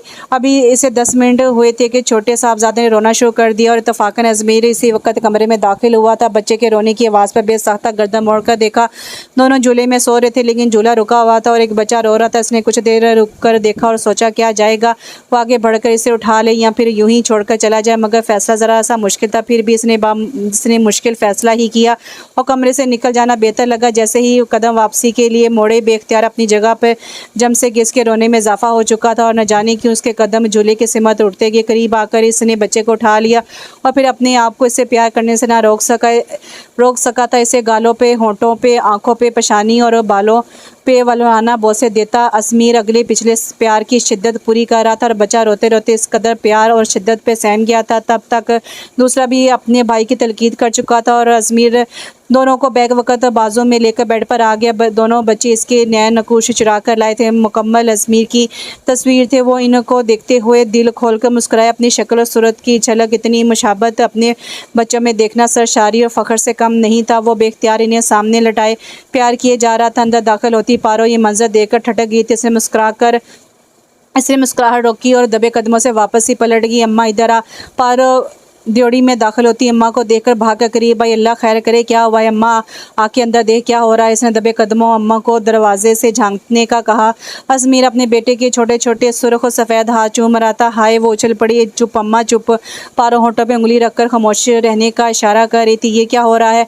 अब्बा भी कमरे से निकल आए थे। अब्बा इधर आओ। पारो इन्हें भी खींच लाई। अब्बा की भी आंखें खुल गई। अज़मीर ने 2 माह बाद अपने बेटों को देखा था, इसलिए प्यार भी 2 माह के हिसाब से हो रहा था। यूं ही इनके साथ खेलते खेलते अज़मीर भी सो गया था और शाम तक वो तीनों काफ़ी सुकून भरी नींद सो रहे थे। अज़मीर की आंख खुली तो पारो को सोफे पर सोते देखकर ठटक गया और साथ ही कुछ खजल भी हुआ। दोनों बच्चे इसके दाएं बाएं जो सो रहे थे और नफरत और कोफत का दूर दूर तक नामो निशान भी नहीं था, मगर फिर भी अपनी बात पे कायम रहने का दिखावा ज़रूरी था। इसलिए पारो बेदार हुई तो उसे झड़क दिया। इस कमरे में रहना चाहती हो तो अपने बच्चों को संभाल के रखो। मुझे हर वक्त बच्चों का रोना धोना पसंद नहीं, वरना अपना ठिकाना कहीं और कर लो। खुफगी का भरपूर इजहार किया जा रहा था। मैं तो ठिकाना कर ही लूँगी, मेरे शीर जवान कहते हैं। अम्मा कभी अपनी जगह मत छोड़ना, लोग कब्जा कर लेते हैं। पारो गुस्ल करके आई थी, इसलिए अभी तक बाल खुले थे। घने स्याह चमकदार बाल चोटी से आज़ाद होके और ज़्यादा हसीन लग रहे थे। वो अपने बालों को सुलझाती हुई ज़रा अतरा कर बोली थी। अज़मीर इसके करीब आ गए। उसने पारो को अपने करीब करना चाहा, मगर वो 4 कदम दूर हट गई थी। नहीं मलिक साहब, आपने खुद ही कहा था कि मैं आपकी बीवी नहीं, अब अपने बच्चों की माँ बन के रहूँगी। मेरा और आपका ताल्लुक सिर्फ लोगों की नज़रों तक है। पारो का ये वार भी बड़ा कारी था। वो तिलमिलाकर रह गया था। मुझे भी कोई शौक़ नहीं तुम्हारे करीब आने का। शौक़ तो बहुत हैं मलिक साहब, इसने मज़ीद हवा दी। अज़मीर ने गुस्से में इसकी कलाई पकड़कर मरोड़ डाली। तुम आखिर चाहती क्या हो? इसने घरा कर पूछा। जवाबन पारो कलाई की तकलीफ़ के बावजूद खिलखिला उठी। इसका दिलकश कहका अज़मीर की रगों में दौड़ते लहू की गर्दिश और बढ़ा गया था। आपको तड़पाना चाहती हूँ मलिक साहब, क्योंकि आपकी तड़प बड़ी अच्छी लगती है मुझे। आप तड़पते हुए बहुत प्यारे लगते। पारो आज सचमुच से तपा रही थी। अज़मीर इसकी बातों और हरकतों के शिकंजे में आता जा रहा था। वो जो पारो से उम्र भर जंग करना चाहता था, हमेशा दंगा फसाद चाहता था, वो अभी से अपने हथियार डालने लगा था। इसे एहसास हो चुका था कि झगड़ों नफ़रतों में कुछ नहीं रखा। ज़िंदगी का एहसास और ज़िंदगी के सब रंग सिर्फ मोहब्बतों में हैं। ये मोहब्बतें ही हैं जो इंसान को कदम कदम पे रोक के अगला कदम उठाने से पहले सोचने समझने और साथ चलने वालों की कदर करना सिखाती हैं। पारो को बगौर देखते हुए गुस्से और खूबगी के बावजूद अज़मीर ने इसे बाहों में भर लिया था और पहली बार अज़मीर के लम्स में मोहब्बत की नरमी और महक महसूस करके बेख्तियार पारो की आंखों में आंसू आ गए थे। वो नौजवानी में कदम रखते इसकी मोहब्बत गले लगा बैठी थी और इस मोहब्बत को दिल में दबाए हुए इसने न जाने कौन कौन से नश्तर खाए थे, पहले ठुकराए जाने फिर इसकी बेरुखी न जाने बेरुखी ना कदरी, फिर गुस्सा और नफ़रत भी देखना पड़े थे। इस सब के साथ अपने आसपास के लोगों को मुतमिन रखना कि मैं बहुत खुश हूँ, काफ़ी हौसला तलब काम थे, फिर भी वो करती आई थी। इस पे ये एहसास भी कि वो इसे नहीं, रीना को चाहता और रीना की चाहत में इसे अपने बच्चों की भी परवाह नहीं थी। वो औलाद जैसी नेमत से भी मुंह मोड़ने को तैयार था, लेकिन पारो के लिए ये नेमत मोहब्बत का सबसे पहला और अनमोल तोहफा थी, इसलिए वो अजमीर से टक्कर लेने पर तैयार हो गई थी। और आज जब इसी नेमत उसे तोहफे को अजमीर ने गले लगाया था, वो रूह तक शांत हो गई थी। इसे यकीन हो चुका था कि इसकी मोहब्बत और इसकी ममता जीत गई है, इसलिए हज़ारों शिकवे होने के बावजूद भी वो मुतमिन और पुरसकून थी। लेकिन फिर भी चंद मोती ऐसे बेताब थे जो अजमीर के सीने को भिगो गए थे। पारो तुम बहुत अच्छी हो, वो इसके बालों में हाथ फंसाकर इसके बालों को सुलाने लगा। वो बहुत मध्यम आवाज़ से रो रही थी। मैं बहुत पहले से तुम्हारा दीवाना था, शायद तब से जब तुम्हें पहली बार पारो कहा था, या फिर तब से जब जब तुम्हें मेरे पास आना और मेरे साथ खेलना भी पसंद नहीं था, जब तुम्हें बोलना भी नहीं आता था। मैं हमेशा तुम्हारी तरफ लपकता था और तुम हमेशा मुझसे दूर भागती थी। तुम्हारा रवैया ऐसा ही रहा तो मैं अपने आप को रोकने लगा। मेरा तुम्हारी तरफ लपकना कम होने लगा और रबिया की शादी पे तो मैं सचमुच तुम्हें दिल से निकाल बैठा था। तुमने अपनी सहेली के सामने मुझे बेकदर और गैर अहम कर दिया था, बल्कि मेरी तौहीन में ज़रा कसर नहीं छोड़ी थी। तब मेरा दिल तुम्हारे खिलाफ होने लगा। मैंने मंगनी से इनकार कर दिया, लेकिन अम्मा बाज नहीं आई और मैं इंग्लैंड के जाने के बाद भी तुम्हारा तौहीन अमेज़ अंदाज नहीं भूल पाया था। इसलिए रीना के ज़रा सी तवज्जो भी मोहब्बत लगने लगी और अपने एहसासात को भी मोहब्बत का पहना दिए। लेकिन दर हकीकत मैं तुमसे बदला ले रहा था, इसलिए तो अचानक ही रीना को साथ ले आया था, ताकि तुम्हें पता चले कि मेरे लिए लड़कियों की कमी नहीं है। तुम अकड़ दिखाओगी तो मेरे लिए हज़ारों तैयार होंगी, लेकिन इन हज़ारों में तुम नहीं होगी, मैं ये भी जानता था। और फिर रफ्ता रफ्ता मुझे रीना से अपनाई तो उनसे होने लगी। वो मेरे लिए इतनी खूबसूरत जगह, इतने अच्छे दोस्त, इतनी पुरकशिश जॉब पर अपना फ्यूचर छोड़ आई थी। इसकी केयर करना, इसके साथ निभा करना मेरा फ़र्ज़ था, जो मैं पूरा करता रहा। कभी कभी रीना को तुम्हारी बहुत फ़िक्र होती, वो तुम्हारा सोचकर शर्मिंदा भी होती थी, लेकिन मैंने कभी इसे शर्मिंदा नहीं होने दिया। इन्हीं दिनों हमें इसकी प्रेगनेंसी का पता चला। हम हकीकतन बहुत खुश थे, मगर जब जब अम्मा अब्बा और तुम्हारा ख्याल आता, मैं बहुत बोझल हो जाता और वो अपनी जगह पे मुजरिम बन जाती थी। शायद इसलिए बहुत जल्द सब कुछ छोड़कर चली गई। या पारो, तुम्हारा मुकाम अपनी जगह, मगर रीना भी मेरे लिए बहुत मोहतरम है। मैं इसका एहसानमंद हूँ। इसने मेरा कदम कदम पर ख्याल रखा, मेरा एहसास किया। अभी ज़्यादा अरसा नहीं गुजरा जब अम्मा ने दोबारा शादी का जिक्र छेड़ दिया, जो मुझे अच्छा न लगा। और फिर अम्मा का तुम्हारे लिए इतना प्यार मुझे चिड़चिड़ा करने लगा था। मेरी कैफियत इतनी अजीब थी कि मुझे हर चीज़ से बेजारी होने लगी। मैं समझता था अम्मा ख्वामखा तुमसे इतनी मोहब्बत करती है, हालांकि तुम्हें किसी की मोहब्बत की कोई परवाह नहीं है। हाँ, अगर थोड़ी सी भी मोहब्बत अम्मा अब्बा ने रीना को दी होती तो मुझे बहुत खुशी होती। पहले रोज़ से इसे घर से निकाल देना मुझे बुरा लगा था, इसलिए मुझे तुमसे बैर हो गया। लेकिन ये बैर कब तक चल सकता था? शादी के बाद तुम्हें जितना अपने पास दिखता, मेरे सालों से परविश पाती मोहब्बत इतनी ही जागती थी। इसलिए ज़्यादातर शहर में रहता था, ताकि तुम्हें भी कुछ सबक चखा सकूँ, मगर ज़्यादा देर कायम नहीं रह सका। तुमने मेरी तवज्जो की लगामें खींचना शुरू कर दी थी। मैं कदम कदम पर डगमगाया और फिर एक रोज़ सचमुच ही डगमगा गया। पारो, तुम यकीन करो, हमेशा तुम्हारे पास आकर मैंने अपने आप से जंग की है, बहुत मारा तुम्हारी मोहब्बत को, लेकिन सच कहते हैं मोहब्बत मर नहीं सकती।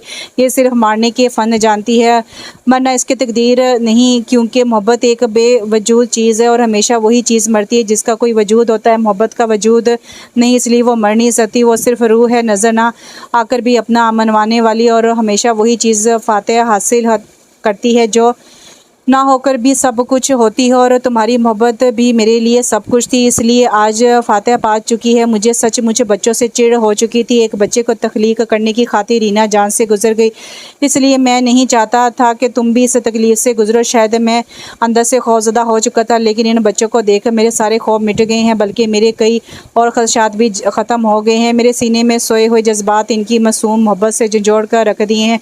मैंने आज इनके सामने अपने सारे हथियार फेंक दिए हैं, और आज मैं तुमसे माफ़ी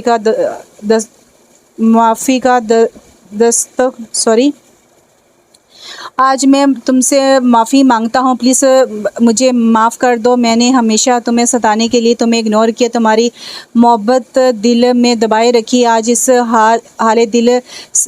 इसने हाले दिल कह सुनाया था। और पारो रोते रोते बेख्तियार मुस्कुरा दी। अज़मी ने अपने सीने पर सर रखे मुस्कुराती हुई पारो को हैरत से देखा, जो अभी भी आंसू बहा रही थी। क्यों, क्या हुआ? इसने वजह पूछी। मलिक साहब, अगर आपने मेरी मोहब्बत अपने दिल में दबा के रखी थी तो कौन सा मैंने आपकी मोहब्बत ख़त्म कर दी थी? मैंने तो इससे भी ज़्यादा दबाई हुई थी। क्या मतलब है तुम्हारा? वो हैरान हुआ। सच पूछो मलिक साहब, तुम रबिया बाजी की शादी के मौके पर बहुत अच्छे लगे थे, और बकौल शीनो मुझे तुमसे बहुत प्यार हो गया, इसलिए तो मैंने भी डिग्री ली है। आखिर तुम जो पढ़े लिखे थे, क्या अज़मीर बदल गया था पारो?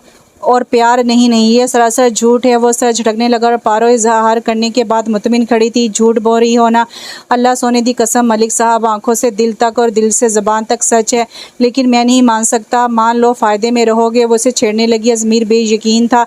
अच्छा इधर आओ, इसने हाथ फैलाकर कहा, और पारो झिझकी। फिर इसके हाथ में हाथ दे दिया। इसने पारो को करीब कर लिया। वो उलझी उलझी नज़रों से इसे देखने लगी, कुछ बोल ना पाई। अब मुझे यकीन हो चुका है कि तुम मेरी ही पारो हो। वो मज़ीद फैलने लगा तो पारो ने भागने का सोचा, लेकिन अब भागना इतना आसान भी नहीं था। सारी दौड़ें तो वो इससे खुद थमा चुकी थी।